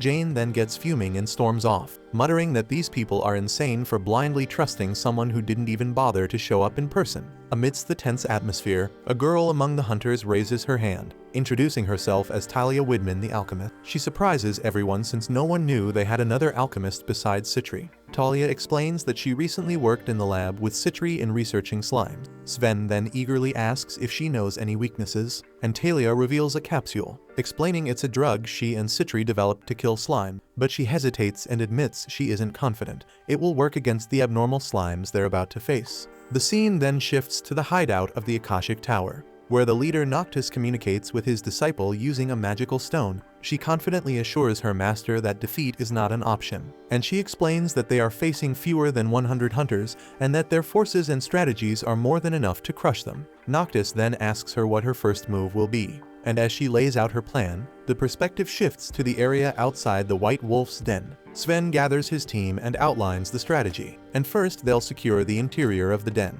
He then stresses the importance of caution and instructs them to use whistles for communication. A whistle is to be sounded immediately in case of any discovery or emergency, and adds that those not assigned to suppression duties will focus on rescue operation. With the plan clear, they set off on the mission, determined to prove to their clan master that this ordeal is no big deal for them. By evening, the team had scoured the area and found little of note. Aside from some wolf knights in the treasure vault, nothing unusual seems to be happening, and doubts begin to creep in. They wonder if Cry might have been wrong about the whole situation, and even consider themselves lucky that nothing disastrous has unfolded. Jane as always arrives to stir the pot and mocks them for worrying unnecessarily, and gripes that the mission could have been finished already if they weren't blindly following their idiot leader. Sven brushes off his complaints, telling him they can address grievances later. Jane annoyedly tries to storm off, but Sven warns him not to wander alone. Jane dismisses this, claiming he just needs to take a leak. Henrik, observing the exchange, quietly tells Sven that while he may not fully understand Cry, he chooses to trust him, and Sven hopes he can live up to that trust. As night falls, Jane is still out in the forest grumbling to himself while taking his sweet time, muttering under his breath about how the Obsidian Cross is full of cowards. He gripes that while he respects someone like Ark Rodden, he can't stomach the idea of some capital desk jockey claiming to predict events out here in the wild. His grumbling is cut short when he hears strange noises coming from the forest, so he curiously ventures into the woods and stumbles upon a chained-up wolf knight. Nearby the wolf, two shady figures are discussing Sophia, lamenting how she's become Noctis's favorite despite lacking both combat skills and magical talent.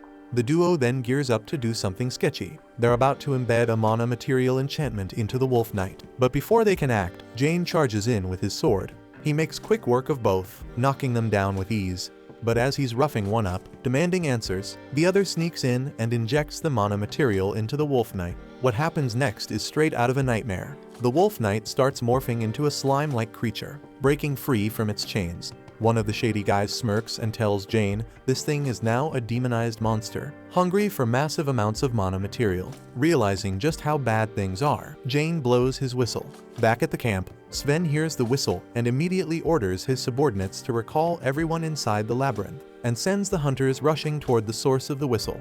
Upon arriving, Sven questions one of Jane's teammates about his whereabouts, and to Sven's surprise, Jane still hasn't returned. They soon find him staggering out of the forest, missing one of his hands. Bloodied and shaken, Jane croaks that Thousand Tricks was right and there's a slime in the forest. The hunters then spot the creature, and Talia notes with a mix of horror and fascination that she's never encountered a slime like this before. Sven then quickly takes command, ordering the mages to focus on distracting the massive monster, and declares that the creature must be stopped here and now. Sven then loses an arrow at it, but the shot simply bounces off the slime's surface. The mages follow up with a barrage of magical attacks, but even their combined efforts fail to leave so much as a scratch on the creature. Meanwhile, Henrik patches up Jane's severed hand, while Jane spills to Sven about how some lunatics injected the Wolf Knight with some freaky concoction, turning it into this abomination. Sven then readies more arrows, muttering that this thing is far from a mere slime. But even after taking multiple arrows, the abomination seems completely unbothered, so Sven frustratedly can't wrap his head around how neither physical nor magical attacks have any effect. A hunter then nervously asks what they should do next, and Sven snarls that they can't just run away and leave this monstrosity roaming free. Then, as the slime lashes out at the hunters, Sven orders them to focus on dodging its attacks, pointing out its sluggish movements. While they hold it off, he retrieves the drug Talia had shown him earlier, the one she claimed would make the slime self-destruct upon contact. Sven manages to distract the slime, leading it on a chase before dropping the drug in its path. The moment the slime oozes over the drug, it detonates within the creature's body, but to their shock, it's still standing. Talia can't believe her drug failed, and Sven is fuming, certain that this thing can't possibly be a slime. A hunter then chimes in, reminding him that Cry did say it was a slime-like creature. Sven, frustrated with Cry's endless habit of withholding crucial details, wonders aloud just how many more times Cry plans to nearly get them all killed. Citri then arrives and announces that the slime is encased in a magical barrier. Sven then questions why she's even here, and Citri calmly explains that Cry sent her, knowing things could spiral out of control.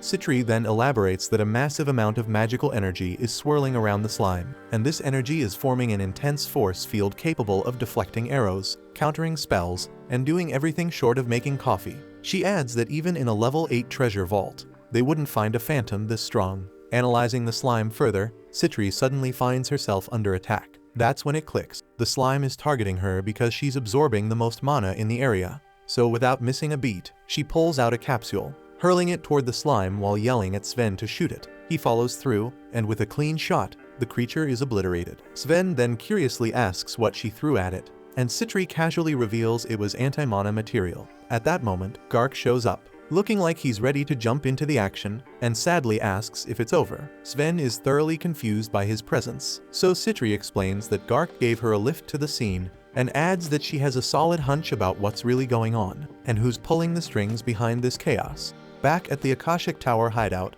Noctis is shocked that Citri managed to take down the demonized phantom so easily, so he figures she must have seen through the effects of the enchantment potion. Meanwhile, at the hunter's camp, Citri spells to everyone that Noctis and his shady secret society, the Akashic Tower, are behind this entire mess, and she explains that they're experimenting with ways to manipulate treasure vaults at will. The city officials present are skeptical, pointing out that Noctis was banished from the capital ages ago, but Citri admits that she never expected them to believe her. That's precisely why she's been hunting Noctis solo. She adds that the phantom they fought earlier was just a side effect of his twisted experiments. Talia, trying to piece it together, asks if Citri's saying there's some kind of device underground. Citri confirms, explaining that it takes a massive setup to pull off what Noctis is attempting, and she also warns that they might even have battle preparations in place.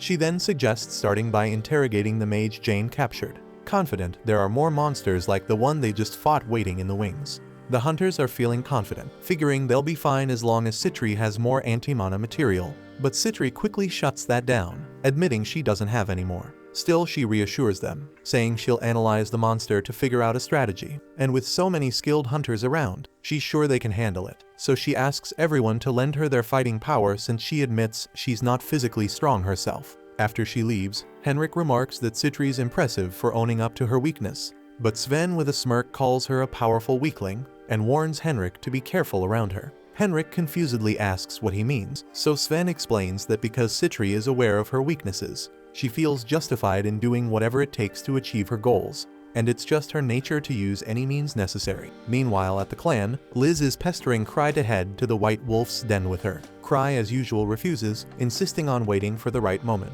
But Liz of course isn't about to let up, continuing to needle him with relentless determination as if she likes it, while Tino embarrassedly watching the wild situation. The scene then shifts to a group inside the Akashic Tower hideout, debating Sophia's decision to send out the transmogrified phantoms one at a time. They argue it's a terrible strategy, practically inviting their monsters to be picked off one by one, so Flick scoffs and remarks that this is exactly what you'd expect from a scientist with zero battlefield experience. Then he frustratedly orders them to contact her through the communication stone, but when they tell him they've already tried but received no response, Flick can't believe it. He declares that if they're up against someone as cunning as Thousand Tricks, they need to give it their all. Taking matters into his own hands, he defies Sophia's orders and decides to unleash all the transmogrified monsters at once, determined to prove to the leader that she's not the only one pulling her weight. Meanwhile, the hunters surround the captured Akashic Tower members, and Gark is stunned by how a single injection could create such a monstrosity. Citri then wastes no time and starts interrogating the prisoners about their leader Master Magus.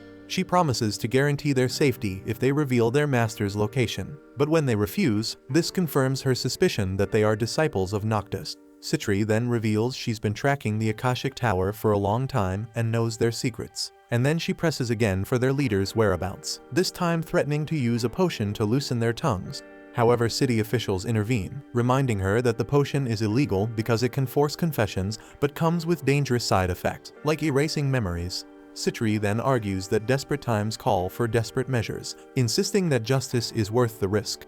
But Gark then steps in and diffuses the tension before the argument escalates, and then reminds Citri that they have laws and can't treat prisoners however they please. Citri then smirks and claims it was all a joke and says the potion is just harmless colored water, and to prove her point she drinks it. The potion is in fact dangerous, but she is already resistant to colored water so it does not affect her. She then abruptly shifts focus and says that the time has run out, and then the forest starts to quake. They then step outside to investigate and spot a transmogrified monster looming ahead. Sven wonders aloud how they're supposed to fight such a creature, and Citri explains that these phantoms can possess various magical barriers. She emphasizes the need to determine which elemental magic will break through it. Sven, stunned by her calm demeanor, notices the monster's color is unlike the others, so Citri speculates it might have a different origin. She then instructs the shield bearers to take the front lines, but warns them to drop their shields immediately upon impact or risk losing their hand. The group balks at her grim directive, but before they can argue further, the monster strikes one of the shielded hunters, leaving his hand numb from the blow. Citri then quickly commands the mages to attack.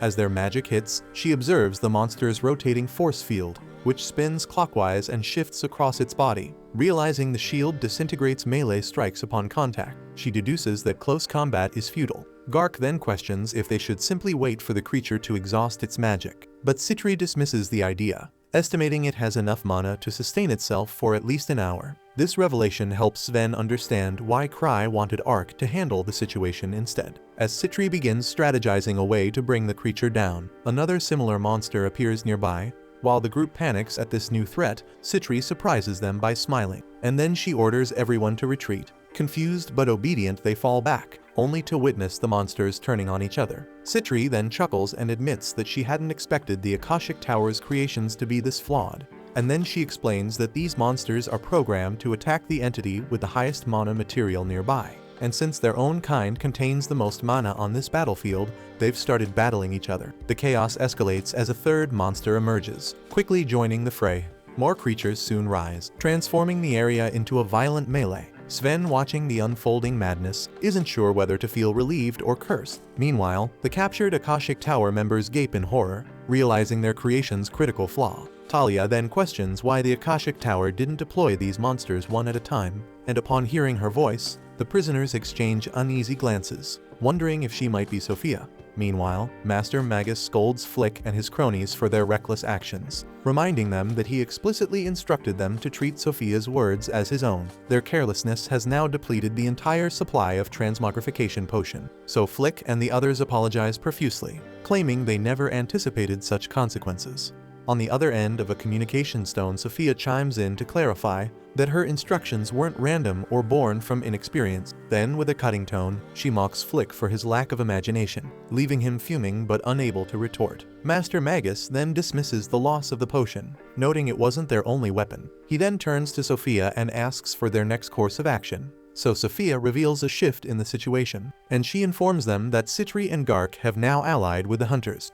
Everyone is shocked that the branch manager of the association is here, so Sophia grimly points out that their task has grown more challenging now that they've lost the advantage of their slimy monsters. Then, when Master Magus suggests retreating, Sophia immediately vetoes the idea because returning empty-handed would damage their reputation in Akashic Tower. She stresses urgency since their enemies already hold captives who could reveal critical information at any moment. But Flick interjects confidently and assures her that their captives would never betray them, as they've sworn unwavering loyalty to their leader. Sophia expresses hope in his claim, but warns that even silence won't stop Citri from deducing their hideout. Sophia then decisively declares that their best chance is a preemptive strike, so she orders the Malice Eaters to overwhelm the enemy. Noctis agrees with her bold plan but voices concern, noting the creatures are only partially trained and need a competent commander. But without hesitation, Sophia nominates Flick and instructs him to unleash all the creatures simultaneously, but then she warns him not to fail with such a formidable force at his disposal.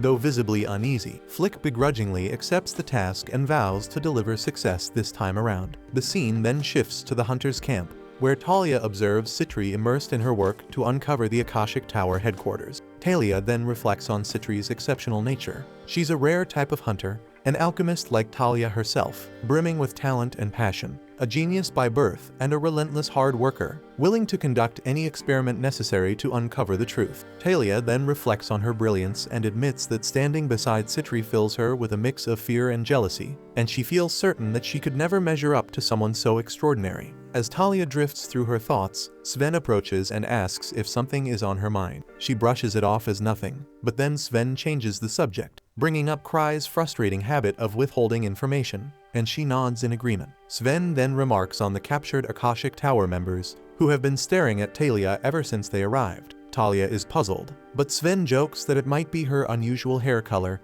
then tells her to let him know if anything happens before heading off. Later, Citri is still engrossed in her work when Gark advises her to take a break, offering her coffee. He reassures her that handling the Akashic Tower is not something the association can do alone. Citri, however, confidently announces she has pinpointed the enemy's rough location, and she explains to everyone how she analyzed ley line, mana concentrations, and monster activity to deduce that the Akashic Tower must be hidden near the cliff. And her detailed explanation leaves everyone in awe. Seeking confirmation from Master Magus's disciples, she's met with their panicked denials, which only heightens her suspicion. So Citri boldly suggests launching an attack immediately to capture Noctis. Sven along with Gark agrees, and they are ready to move out. Meanwhile, the captives then beg Sophia to untie them, which puzzles the group, so they speculate that Sophia might be an ally lurking nearby. But Citri unimpressedly says that it would be far simpler if Sophia just revealed herself. She then elaborates further and reveals that Sophia is not only Noctis's disciple,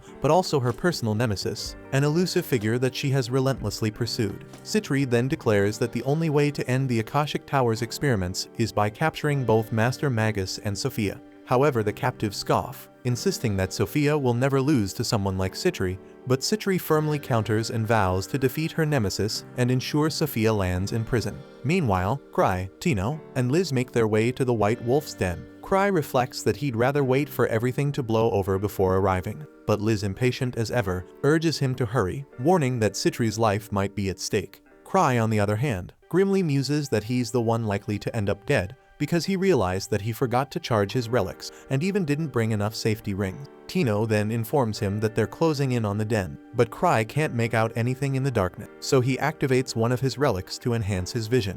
As they proceed, Tino nervously reaches for Cry's hand, saying she doesn't want to get separated in the dark. But before she can grab it, Liz sharply intervenes, declaring that Tino isn't worthy of such an honor, and then she scolds Tino extensively, commanding her to keep such fantasies confined to her dreams until she proves herself deserving. Liz then turns to Cry and confidently assures him that she'll handle any threats and vows to eliminate anyone in their path. Cry then silently hopes the others are holding their own, and we see Sven, Citri, Gark, and others as they press onward. On the way, Jane muses aloud that he's starting to grasp the full extent of Cry's greatness, while Citri confidently predicts that Cry will reach the coveted rank of level 10 hunter someday. This piques Jane's interest, making him even more eager to meet Cry, whom he assumes must be immensely powerful. Citri, however, corrects him, explaining that Cry's strength isn't what makes him a level 8 hunter.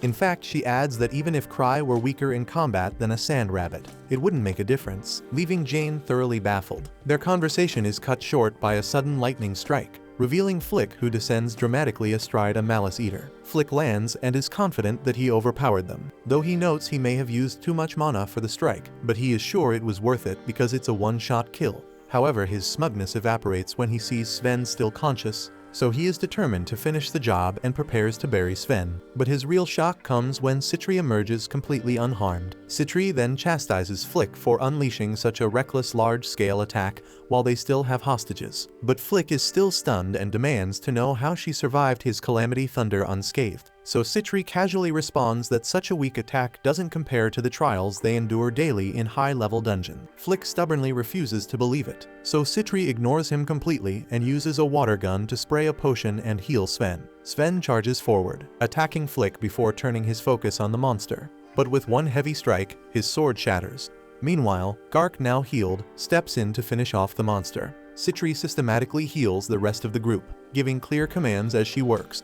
Gark, amazed by her ingenuity, can't believe how cleverly she uses a water gun to administer potions. Back at the hideout, Noctis is furious that Flick once again ignored Sophia's advice and took only a single Malice Eater with him, and questions if Flick is even capable of grasping the gulf between his mind and Sophia's. Just then, one of the leader's disciples reports that the enemy continues to advance relentlessly, and adds bitterly that nothing is unfolding as planned, and wonders if Thousand Tricks is orchestrating this chaos intentionally. The group then urges their leader to retreat, promising to hold off the enemy with the remaining Malice Eaters. But the leader declares they aren't fleeing yet, not while they still have their ace Akasha, and Sophia as well. So he insists they won't abandon this stronghold until they face absolute defeat and commands his followers to crush the enemy and claim victory. Meanwhile, Sven, Citri, Gark, and their allies close in on the headquarters. Sven realizes she's pushing them to cut through the enemy before being overwhelmed, but it feels like an impossible demand, just like something Cry would propose.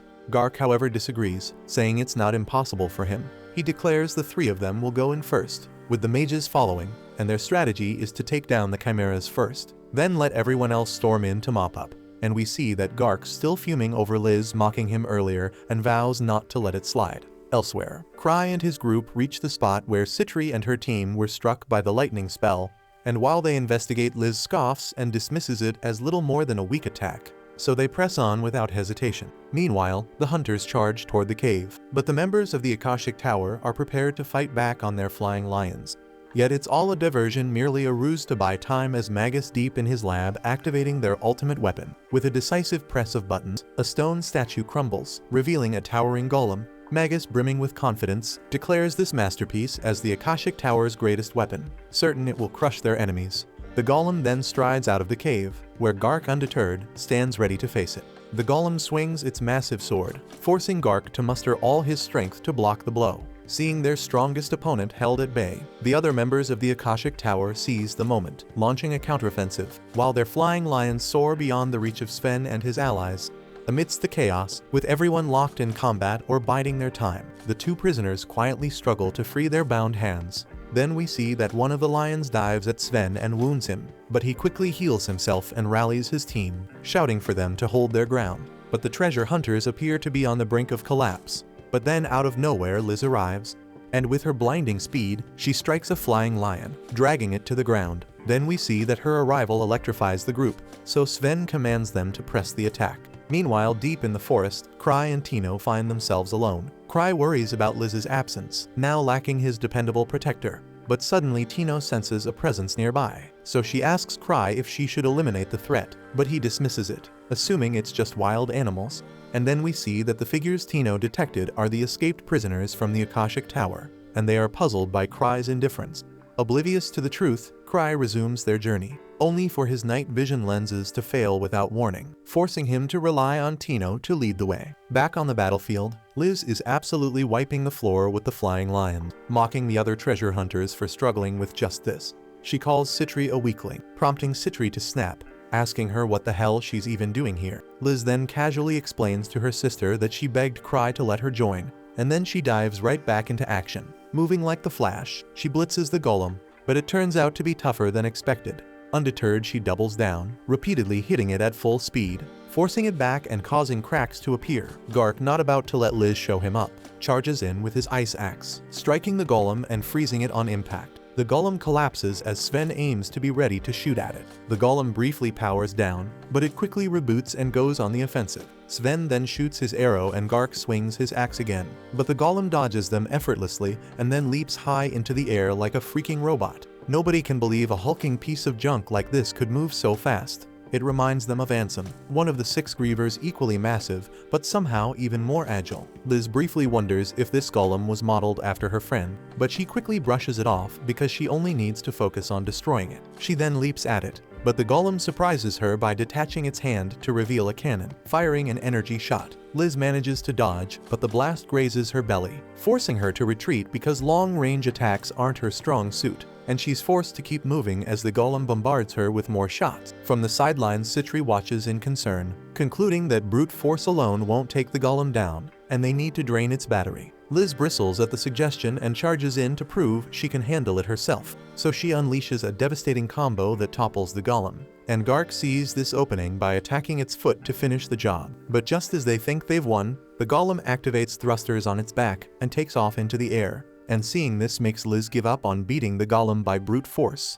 Just then, Cry shows up and casually asks how everyone's doing. He's completely unfazed by the massive golem towering in front of them, and the group feels a surge of relief because after all, the strongest hunter is finally here, and they're certain the fight will end in no time. But suddenly the golem lunges through the air toward Cry, sending Tino scrambling to cling to him in fear. But Cry remains clueless, acting as if nothing is happening. But before the golem can hit, it's suddenly repelled, slamming into a wall and powering down. The group then stares in awe, demanding to know what secret move Cry pulled off this time. But little do they realize, Cry never even saw the golem because his monolenses had run out of power. So he cluelessly asks Tino why everyone is acting like something big just happened. And with that, the battle is over, and the treasure hunters proceed to raid the Akashic Tower's base, confiscating everything they can get their hands on. Later, Cry receives a report from Citri, who thanks him for sending Liz to back them up at the perfect moment. However, the conflict isn't over yet, so Citri declares her intent to personally bring down the Akashic Tower. Meanwhile, the 2 escaped prisoners from earlier regroup with Magus and the remnants of the defeated faction. The prisoners then inform Magus that the red-haired alchemist among the treasure hunters is undoubtedly Sophia, and they suspect she has infiltrated their base with a scheme in mind. But Magus, drained of all confidence after witnessing Cry's power, wants no part of another clash. Unable to predict what Cry might do next, he decides to flee the Empire entirely and orders his men to summon Sophia back. Elsewhere, Cry attends a meeting with Gark and a government official, who demand information about the Akashic Tower. Cry, true to form, admits outright that he doesn't know a thing and bluntly suggests they talk to Citri instead, as she was the one in charge. The government official visibly tenses at the mention of her name, because it turns out that 3 years ago, a major jailbreak implicated Citri, leading to her demotion to rank 2 and the loss of her title. However, Gark personally intervened to clear her name, and since then, government officials have kept their distance from her. Back at the makeshift base of Akashic Tower, Magus's disciples present a frightened girl they've captured, believing her to be Sophia. She trembles as she asks what they plan to do to her, but Magus cuts her off, demanding she drop the act. Yet the girl insists she isn't Sophia, and when a flying lion suddenly grows hostile toward her, Magus hesitates and realizes she's telling the truth. At that moment, the real Sophia strides in with a bottle of wine, leaving everyone stunned. Surprisingly, Sophia barely reacts to seeing her identical double, and instead she casually points out to Magus that while they may look alike, there are subtle differences. Then without warning she removes her wig and robe, revealing herself to actually be Citri, so the room erupts into chaos. Magus then furiously demands to know how she dares cosplay as Sophia, but Citri calmly states that she is the same Sophia they know. Shock ripples through the room, and the others accuse her of betraying them all along. But Citri denies the accusations and explains that she joined the Akashic Tower because she deeply admired Magus's groundbreaking work. She still respects his insatiable curiosity and drive for knowledge, and her only goal was to support him and witness the results of his research. But now Citri says that it's time to put an end to it, and she reveals that Cry's decision to let Magus's men go without capturing them was not an act of mercy, but it was a warning for her to stop and return to him. Citri then reassured Magus that she hadn't betrayed his secrets, but she admitted that Cry's uncanny ability to detect lies meant he likely knew the truth anyway. And then she revealed that every opportunity they had to test their research against high-level hunters was orchestrated by Cry. And while the experiment was largely a success for the most part, Citri had to intervene the previous night during the golem's attack because she didn't want to be obliterated. But now she grimly says that the research had been confiscated, and their arrests are imminent. But despite this, Citri vowed to continue the work.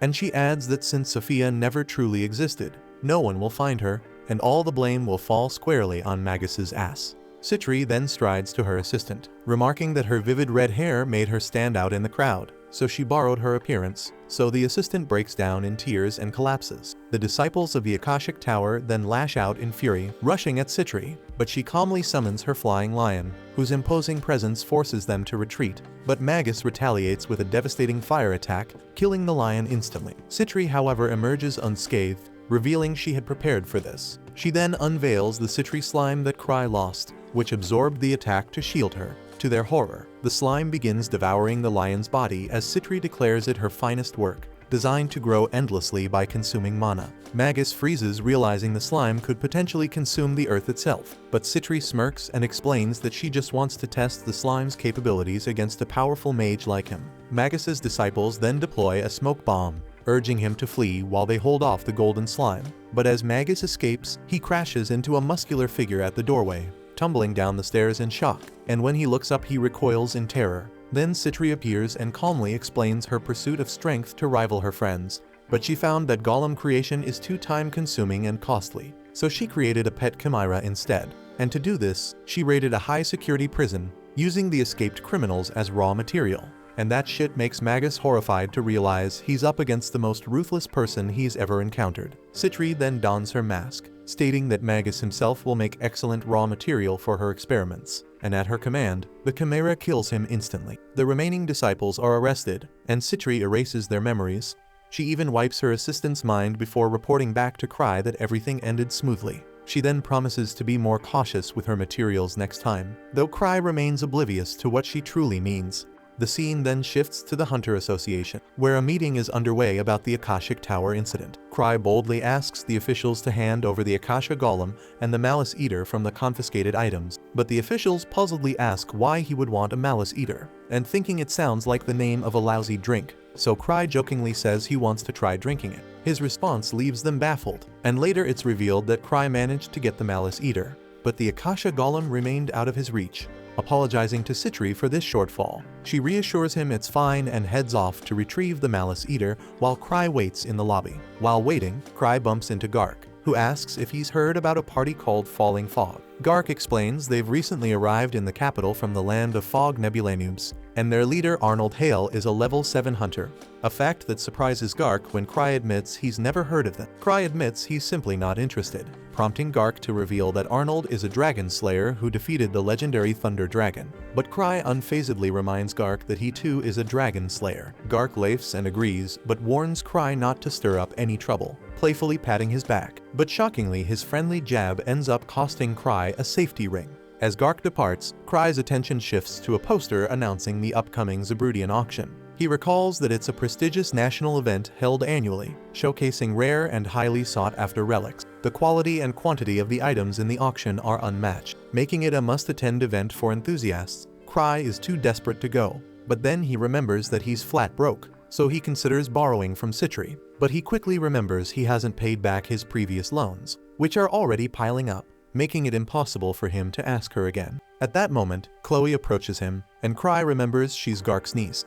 Unlike her uncle, she's adorable, prompting Cry to muse that genetics in anime seem to only work when convenient. Chloe asks if something happened, noting her uncle seemed unusually cheerful. Cry speculates it might have to do with the Dragon Slayer Gark mentioned earlier, so Chloe immediately realizes he's talking about Arnold Hale from Falling Fog. But before the conversation can go further, Citri shows up and cuts it short. True to form, Cry remains utterly uninterested in the Falling Fog party and leaves with Citri without giving it a second thought.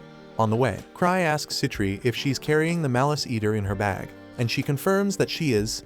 They pass by a peculiar party, unaware that this is Falling Fog. Falling Fog later enters the Hunters Association, but the receptionist doesn't recognize them, leaving them feeling underestimated as mere country bumpkins. Meanwhile, at Footprints, Cry notices the little Malice Eater and finds it oddly cute. Eva wonders if the creature might bite, but Citri reassures her that it's safe, as she has trained it not to harm her or Cry. The Malice Eater then cuddles with Cry, but as it moves around in his arms, it begins reducing his safety rings one by one, so Cry starts to question whether it's truly harmless. Realizing it's just playing but fearing it might play him to death, he hands it back to Citri. He then learns she's named it Nomomono and wonders if she's serious about keeping that name. But she reminds him that he's the one who named it, though Cry insists it must have been an accident. Thinking ahead, Cry decides he'll need to recharge his relics before this creature comes to play to the death with him again. So he asks Citri when Lucia will return. Citri explains it will take a while because a strong swordsman phantom appeared in the boss room, and Luke, being obsessed with swords like always, insisted on fighting it alone, so the entire group won't return until he manages to win one-on-one against the Phantom. Cry wishes Lucia would just come home alone, but Citri hands him a relic that can store a single spell inside. Cry notes he already has one like it, a gift from Lucia, and wonders why she's giving him another. But Citri doesn't explain and simply tells him to wear it on his ring finger if he wants. Meanwhile, Falling Fog is at a hotel, still irritated by being underestimated by everyone in the city. One of their members rationalizes that as outsiders, they'll have to prove their worth through their skills. The rest agree, and Arnold is especially eager to demonstrate his strength and earn respect in the city. Later, Citri is seen giving Cry a very relaxing massage, during which Cry mentions his need to charge his relic. He admits there are several that require recharging, but only Lucia is capable of handling them all. Citri assures him she'll take care of it, and later she gathers the mages of their clan. She announces a special training regimen in magic cultivation techniques that Cry devised, promising it's nothing like his usual life and death training method. To entice them, she claims that anyone participating in this training could potentially become a mage on par with Lucia. The mages are shocked that Cry could create such an appealing program. Citri then asks for volunteers, but despite some discussion among the group, no one steps forward. But then a party called Starlight, comprised of two noble spirits named Lapis and Chris, steps up.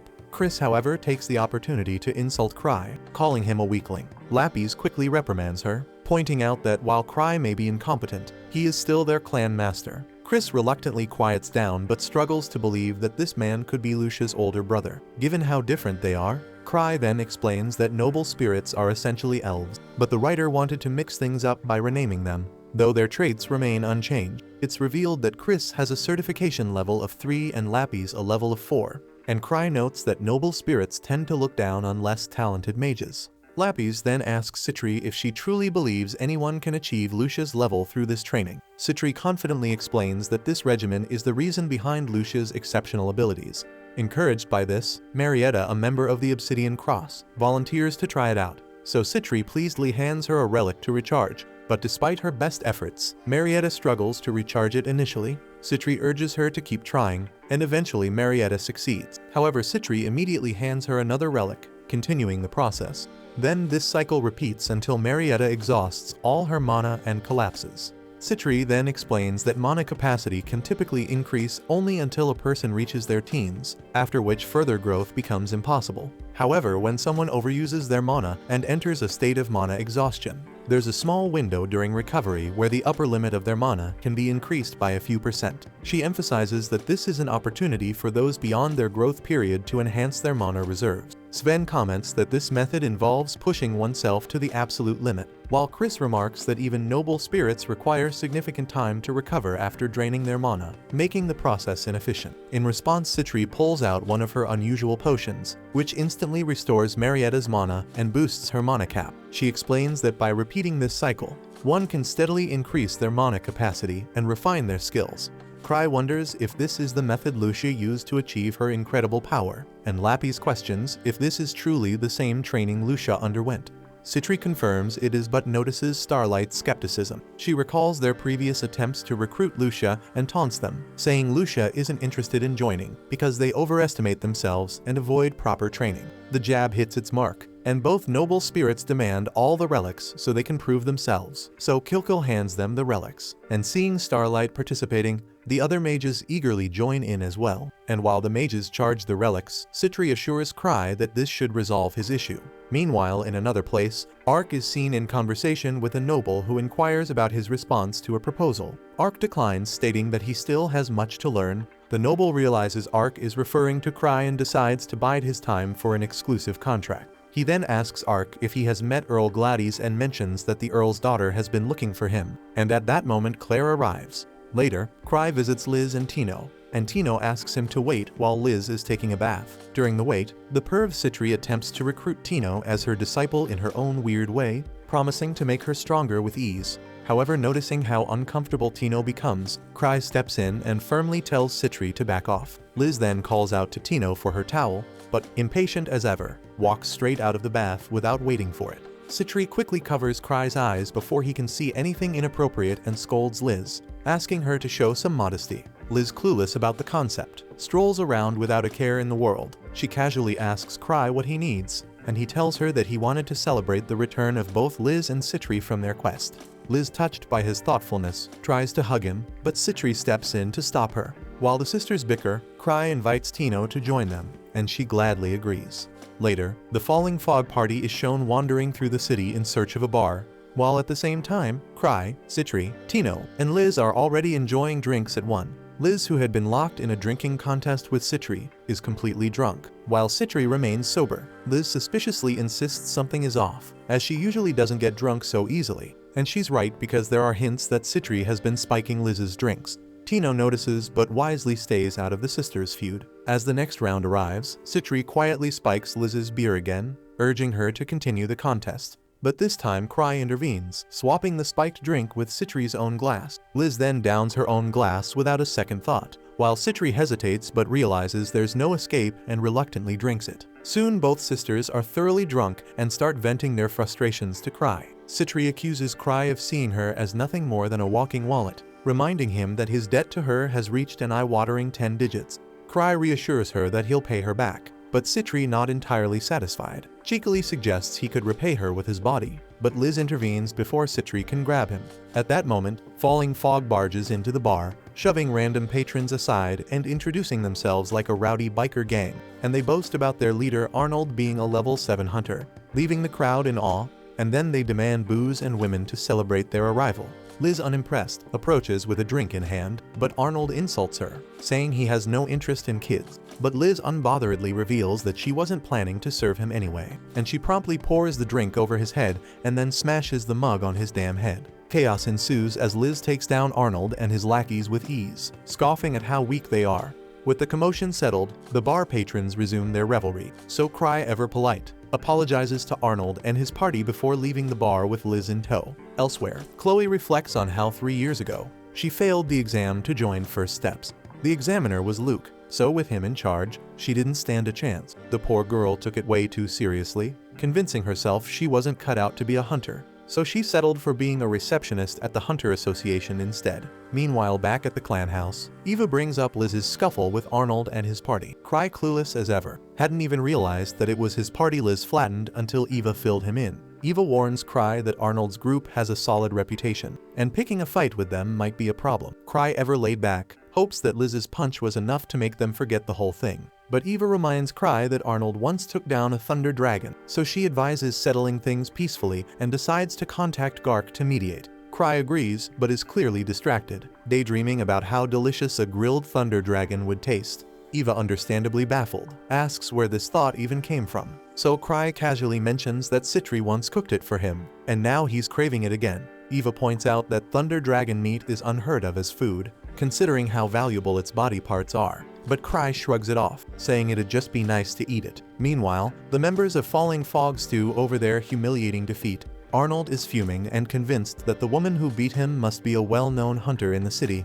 and his pride won't let this slide, so he vows to make her pay for tarnishing the reputation of Falling Fog. Later at the Hunter Association, Chloe notices Arnold's party and guesses they're here to file a complaint about last night's incident, but they say that they are not, and Arnold asks her about the name of the girl who beat him up. Gark appears at just the right moment and smugly reveals Liz's name, introducing himself as the branch manager of the association, and with an irritating smirk, Gark claims he warned Liz's guardian to keep her in check, though it seems the message didn't stick. Then, with a smug, he tells Arnold that Liz's guardian was at the bar last night, and his name is Cry Andre, a level 8 hunter. Arnold and his crew are floored by the revelation, but Gark assures them that Cry isn't the type to bully people, and promises that Liz won't lay a finger on them again.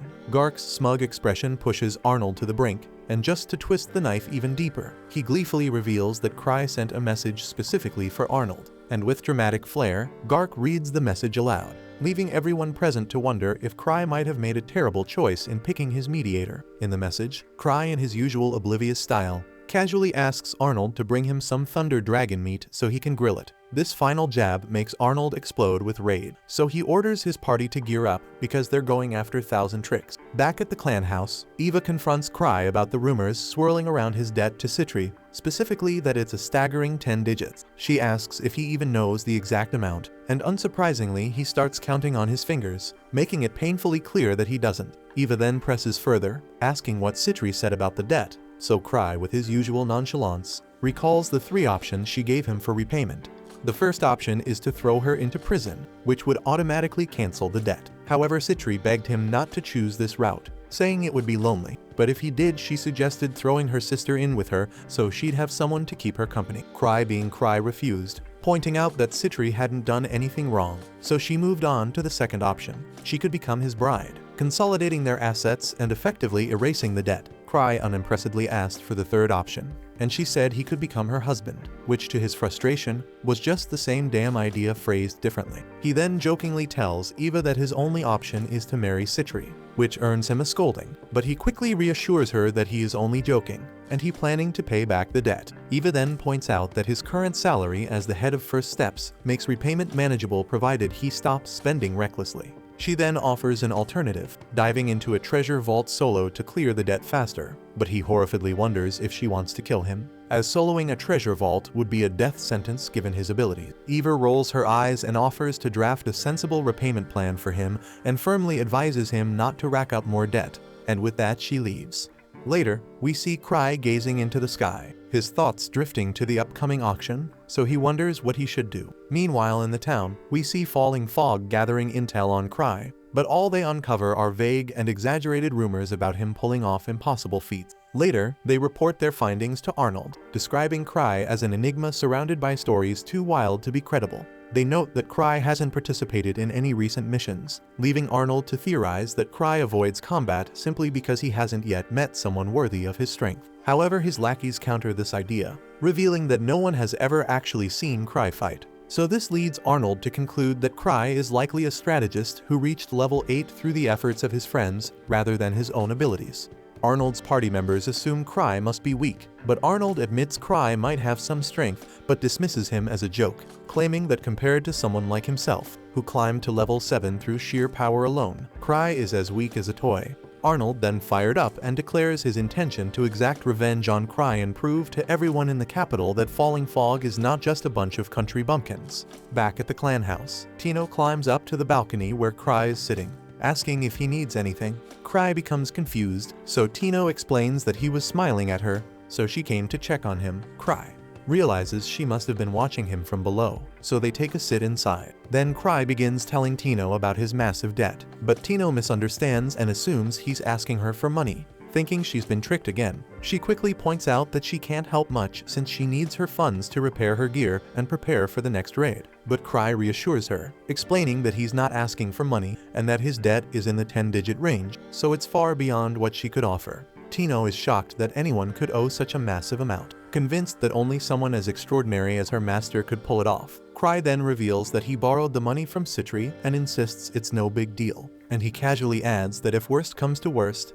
he'll just marry Citri to clear the debt. This revelation stuns Tino even further, and she's appalled at the thought of her master being owned by one person forever. But before she can spiral into despair, Cry changes the subject and suggests they go out for some sweets. So the two are then seen strolling through the town on an impromptu date. While walking, Tino proposes that Cry join her in exploring a treasure vault to help pay off his debt, and she reasons that they could sell any valuable relics they find at the upcoming auction. Cry then exasperatedly wonders if she is too trying to get him killed, but Tino confidently insists that Cry would have no trouble finding treasure vaults filled with valuable relics. Cry sighs because if he had that kind of ability, he wouldn't have needed to take on a massive debt in the first place, and he tells Tino to hold on to that idea for another time. At the same time, Falling Fog wanders the town, frustrated about how they're going to find Thousand Tricks on their own since ambushing him at his clan is out of the question. Just then, as if fate had a twisted sense of humor, Cry strolls right in front of them. They stop him, but Cry, as oblivious as ever, doesn't even recognize them. Arnold reminds him of their encounter at the bar last night and mocks him for having the nerve to show up. Finally, Cry recalls who they are, but before he can react, Tino jumps in and boldly taunts them not to even think of fighting her master, claiming he's practically a god. Cry, hoping to avoid conflict, calmly tells them he's on a date with Tino and has no intention of causing trouble. And in his usual nonchalant style, he even offers to kneel and apologize if it would smooth things over. But Tino quickly stops him, taunting them further by saying that her master is only worried they'll lose their confidence after he beats them up. That's the final straw for Arnold and his group, so they demand a fight. Left without a choice, Cry agrees, but he insists they move to a more public place. The curious crowd then gathers to watch, but Cry is disappointed to see no members of First Steps among them, because he had secretly hoped for someone from his clan to show up to bolster their numbers, or their fight chance.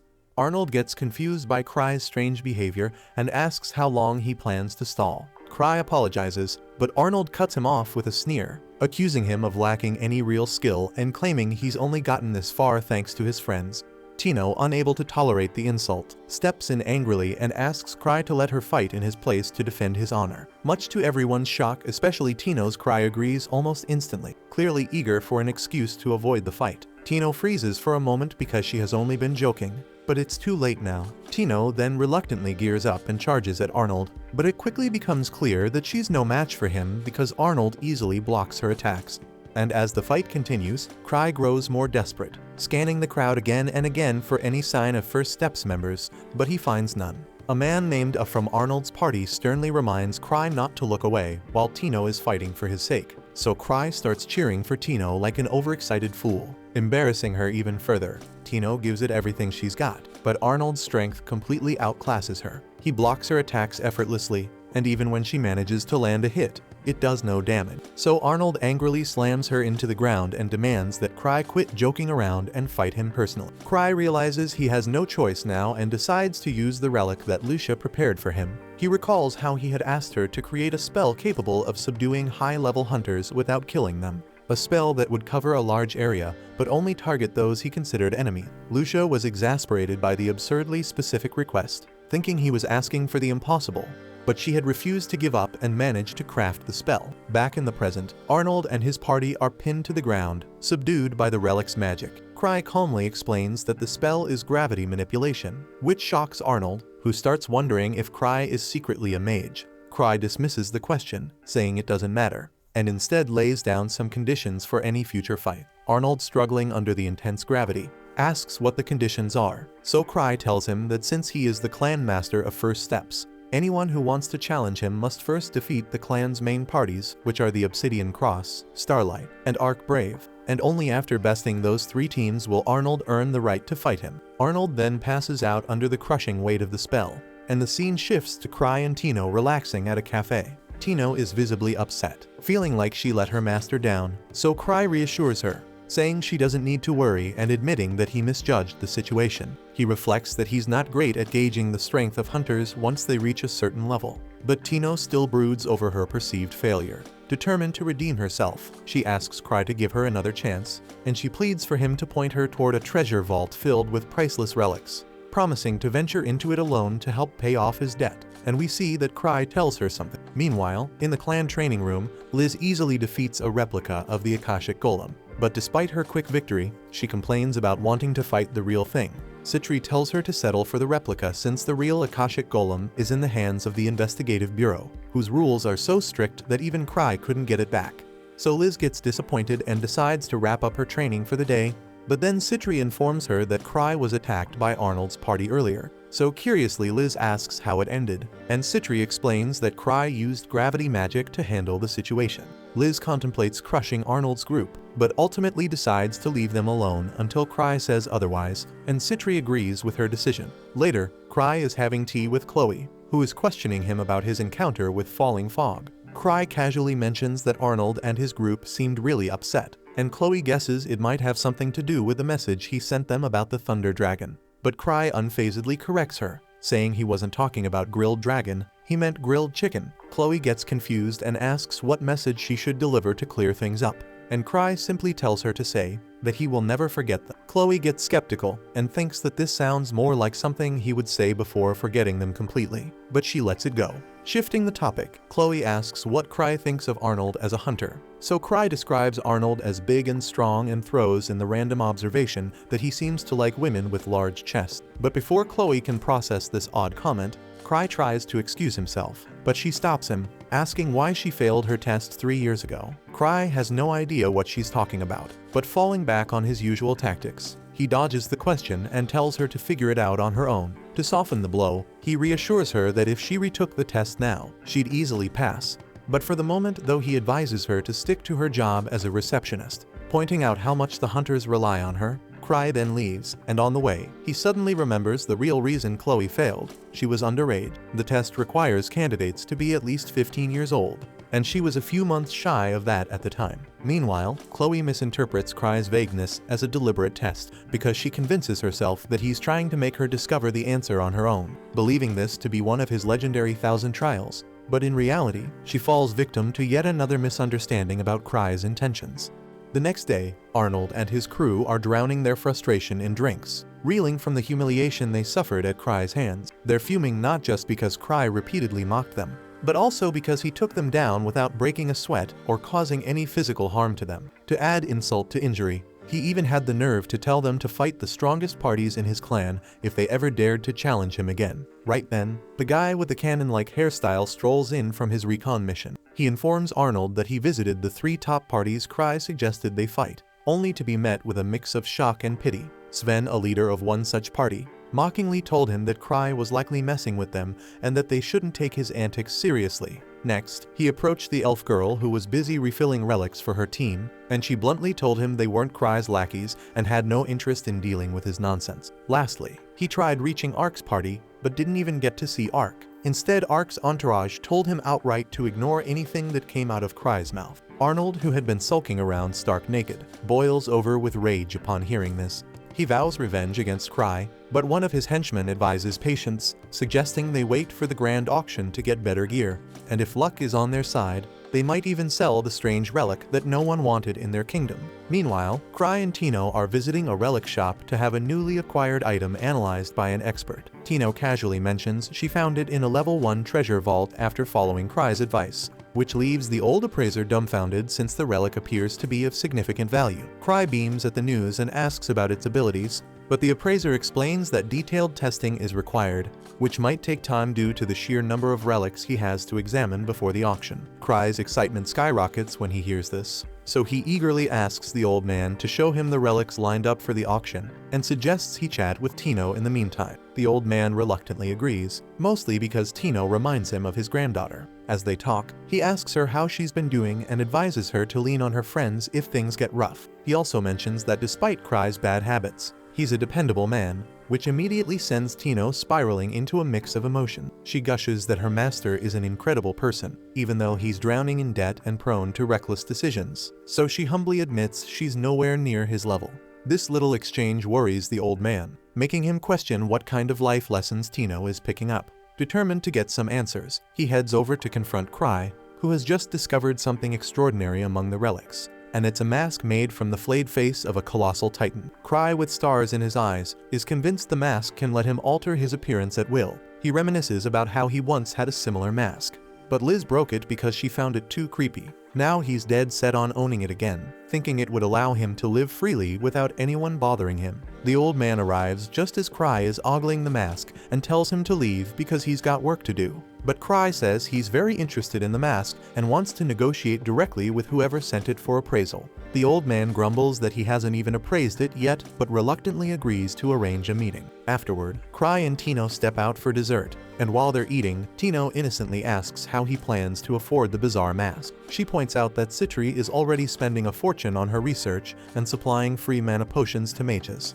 so there's no extra money to spare, and this comment visibly stresses Cry. Then, as they make their way back to the clan building, he begins brainstorming. If he asks Liz for money, she'll probably resort to robbing people, which might create more problems. He then keeps wondering if anyone else could lend him a substantial amount, but suddenly he spots a noble's carriage parked right in front of their building. Just then, a blonde girl shows up with Ark, thanking him for giving her a tour of the building. She remarks that while most hunters are nothing but stupid assholes, Ark is a true gentleman, and she's glad to have seen where he works. Cry and Tino just stare at her silently, prompting Blondie to snap, asking what they're staring at. So Ark quickly introduces her as Claire, the daughter of an earl, and Cry as his clan master. Claire looks at Cry with obvious skepticism and says she's heard a lot about him, but thinks he looks far too weak to be a level 8. She throws more shade, adding that someone like him doesn't deserve to rank above Ark, but Cry unbotheredly listens to her insults with a calm smile. This only flusters Claire further, and she demands to know why he's not reacting. So Cry politely explains that having grown up poor and without proper manners, he's careful around nobles. The unexpected response leaves Claire feeling awkward and guilty, and she decides to leave immediately. Later, Cry makes small talk with Ark before casually asking if he has a lot of money. Ark, already knowing that Cry wants to buy a relic at an auction, flatly refuses to lend him any. Cry then disappointedly goes to Sven with the same request, only to get rejected again, and that shit makes Ark laughs his ass off at Cry's desperation. Word then spreads quickly that Cry is desperately trying to borrow money to buy a relic, and soon the entire clan knows, and the gossip even travels through the city like wildfire, with everyone speculating that it must be a legendary artifact if Cry is so desperate for it, causing its value to skyrocket. However, Cry is unable to secure any funds, so in the end he is forced to return to Citri. She assures him that she'll provide as much money as he needs, even putting her own priorities aside, which makes Cry feel both guilty and uneasy. Later, they wait for the relic's owner at a cafe, with Cry nervously hoping the negotiations go well. However, to his shock, the owner of the relic turns out to be Arnold, who is equally surprised to see Cry. They then sit down to negotiate, and while Citri and Arnold's lackey play mind games, Arnold suddenly speaks up. He points out that they don't even know the mask's true effect, but Cry's desperation clearly indicates he does. So Arnold refuses to make any deal until Cry reveals what he knows and demands the truth. Cry calmly replies that he can't share the details, but assures Arnold that the mask is dangerous and that using it is banned in their country. So he advises Arnold to let it go before he gets himself into trouble. This, however, strikes Arnold's ego, and he declares he won't sell the mask, but then hesitates. Arnold starts to overthink, wondering if Cry is using reverse psychology to manipulate him into keeping the dangerous relic, deciding it's better to sell it now and avoid future headaches. Arnold changes his mind and offers Cry a deal he thinks Cry can't refuse. He sets the price at 10 million, shocking Cry, who had hoped Arnold would agree to sell it for 30 million. Citri reassures Cry that it's fine since Arnold set the price, and she promptly pulls out 10 million in cash to finalize the deal. However, things take a sudden turn when other patrons in the cafe, drawn by the relic's rumors, start a bidding war, which end up with Claire winning with a staggering bid of 100 million. Cry can't compete with that shit, so he spends the rest of the day sulking. Eva then explains that the price skyrocketed because of rumors about Cry borrowing money from Ark, and ironically even Claire fails to secure the mask because more nobles become interested. So the government intervenes and decides to send the relic to the official auction. Eva then scolds Cry for trying to spend so much money when he's already in debt, and he promises her he won't do it again. But just then Citri walks into the room carrying a massive bag of gold and announces that she's arranged 800 million bucks so they can go toe-to-toe with the nobles. Eva is horrified at the sight of such a sum, but Citri coyly explains that she had been saving this money for her wedding with Cry, so it's only fair to use it early. Eva exasperatedly starts lecturing her, blaming her for Cry's irresponsibility, but Citri brushes it off, insisting it's her money, so she can do as she pleases. Tired of the argument, Cry quietly moves to the window to get some air. Not long after, Citri joins him and suggests they meet Claire to find out why she wants the relic and perhaps negotiate with her. Cry happily agrees, and they immediately head off to see Claire. who is clearly not happy about their visit. She glares at Cry, accusing him of being as bold as Ark for confronting her directly. Cry tries to explain that he isn't Ark's rival, just a friend, and admits he hasn't surpassed him. Claire misinterprets this, thinking he's mocking her crush, so she fired up and declares that she'll buy the strongest relic at any cost and give it to Ark so he can become the strongest. Cry calmly tells her that Ark wouldn't appreciate it, adding that no one can become the strongest simply by using a relic. But Claire refuses to back down and vows to secure the relic for Ark no matter what. But then Citri steps in and reveals their budget of $200 million and challenges Claire, saying if she can't arrange more than that, she should step aside. Claire gets disheartened and realizes she can't afford such a high amount, so she turns to her father for help, and he insists losing to Cry would bring dishonor to their family. Determined to win, he agrees to withdraw from their savings and even take out a loan, instructing Claire that she must win the auction against Cry.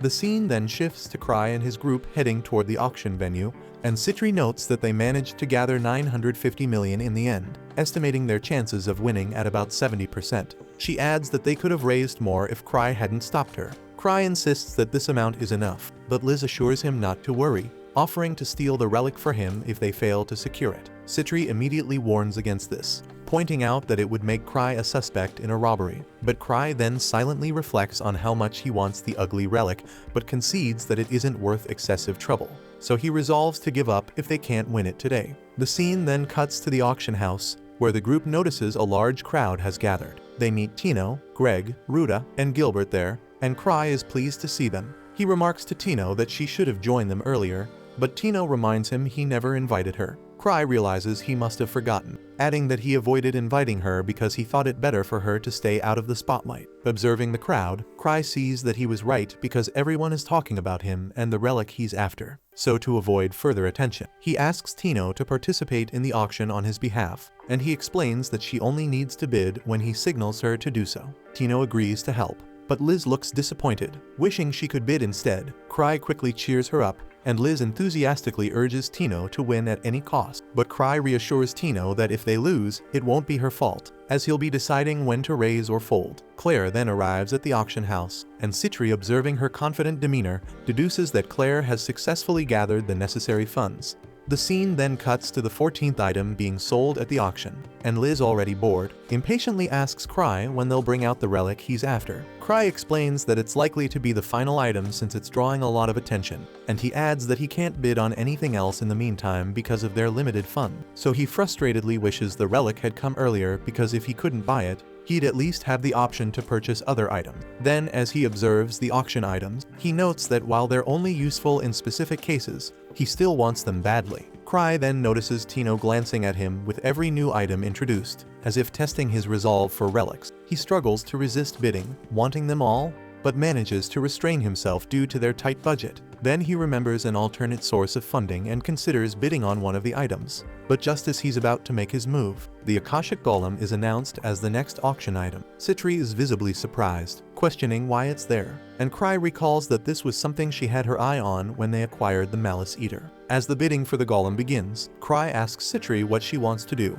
Citri hesitates, admitting that while she'd love to have it, purchasing it would mean forfeiting their chance at the relic Cry wants. And she explains that it cost her a lot of money and time to create, but is ultimately a memento of her comrades, so she tells Cry not to worry about it. But Cry knows better because he can tell she truly wants it, so he ignores her protests and signals Tino to bid. Then the price quickly skyrockets, climbing past 300 million and continuing to rise. Citri then turns to Cry, asking if he's really okay with this, and Cry assures her that this is the best way to spend their money. But he knows in the back of his mind that it's Citri's funds he's talking about. Then, as the bidding intensifies, Cry reflects on what Citri said about the golem being a memento of her comrade, so he speculates that the golem might have been created by alchemist friends of hers who were kidnapped by the Akashic Tower. Then we see that the price for the Akashic Golem continues to climb, soon reaching 900 million. Citri grows anxious, realizing they won't be able to afford it if it goes beyond 950 million, and her fears come true as the bidding surpasses 1 billion, and she resigns herself to losing it.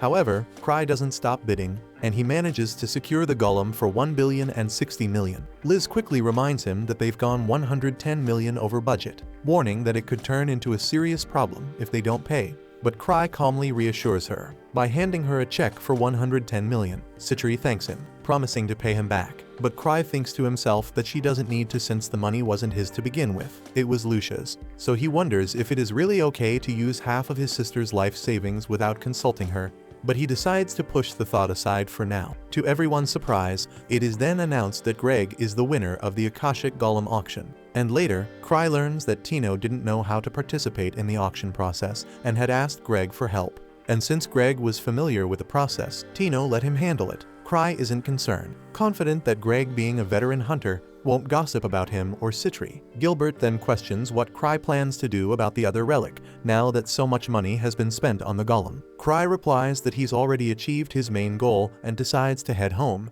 telling the others to enjoy the rest of the auction. As Cry exits the auction house, the event continues, and the highly anticipated final item is unveiled. On his way home, Cry recalls Claire mentioning that she plans to give the strongest relic to Ark, and that shit sparks a brilliant idea in Cry's mind.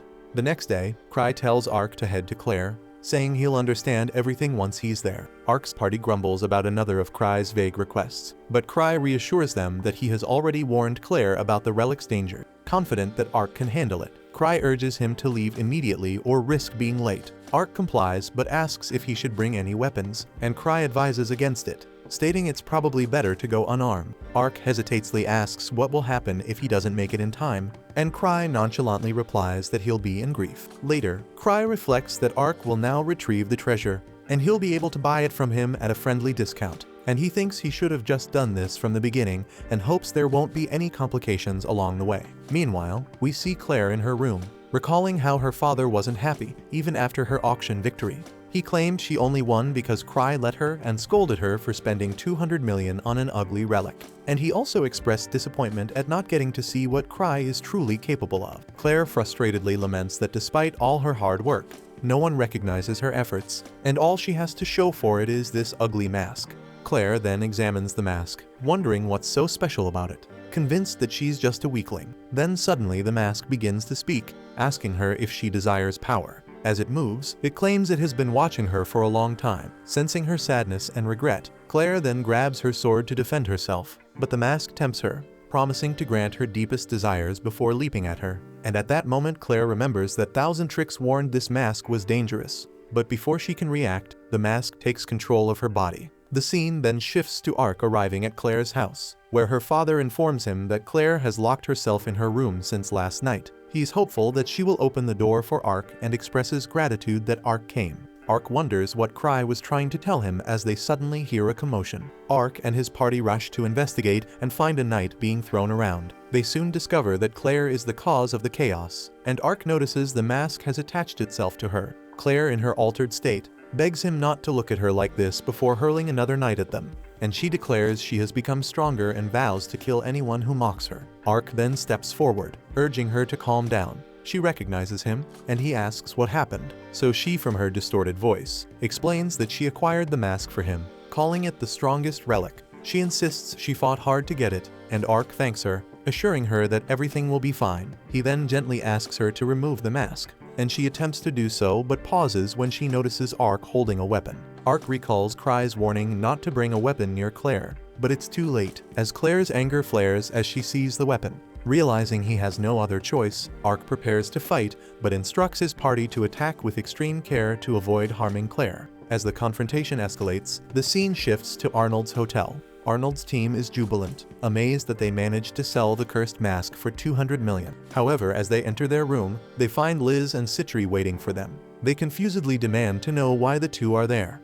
and Liz explains they've come to collect their share of the profits from the auction. She points out that they only managed to sell the relic for such a high price because of Cry's plan, and it's only fair they get a cut of the earning. Arnold and his party refuse to share their rewards, prompting Citri to reveal an antidote she's willing to sell for 110 million. They scoff, accusing her of trying to trick them, but Citri explains the situation, revealing that the booze they drank earlier was poisoned, and she warns that the effects will soon kick in. Then, as she speaks, everyone except Arnold begins to feel the symptoms. So Liz notes that Arnold, being a level 7 hunter, might survive, but the others won't be so fortunate. So Arnold reluctantly agrees to their demand. Later, Ark and his party return to the clan house, where they find Cry has prepared a party to celebrate their return. Seeing their expressions, Cry guesses that Claire must have thrown a tantrum, but Arc corrects him, saying she did far more than that. But as usual, Cry has no idea what the hell he is talking about. Arc then says that Cry is as vague as ever, and Cry asks him where the damn relic is. He shows it to him, and Cry eagerly opens the package even though Arc warns him to not be freaking reckless. But Cry is thrilled to finally have the reverse face in his possession. But the relic begins to speak, surprised that it was subdued earlier. Cry is thrilled, while Claire apologizes for ignoring his warning. However, Cry pays no attention and promptly puts on the relic. The relic attempts to possess him, but quickly realizes Cry has no powers, ambition, or greed, noting that all his skills are ranked -E, so it releases him from its control, declaring him unworthy. Cry laughs at the revelation, recognizing that this isn't the reverse face after all. Still, he doesn't mind as a talking relic is rare enough, so he asks Arc if he can keep it. And Arc, creeped out by the relic, is more than happy to let him have it. Afterward, the party begins, and Cry steps out onto the balcony alone. As he looks out over the city, he reflects on how this isn't the relic he was searching for, and wonders just how weak he truly is, considering even a 10-year-old managed to activate the mask. So he thinks that maybe it's time for him to finally retire. But this is the end of Season 1 of this anime, so don't forget to like and subscribe to help me continue.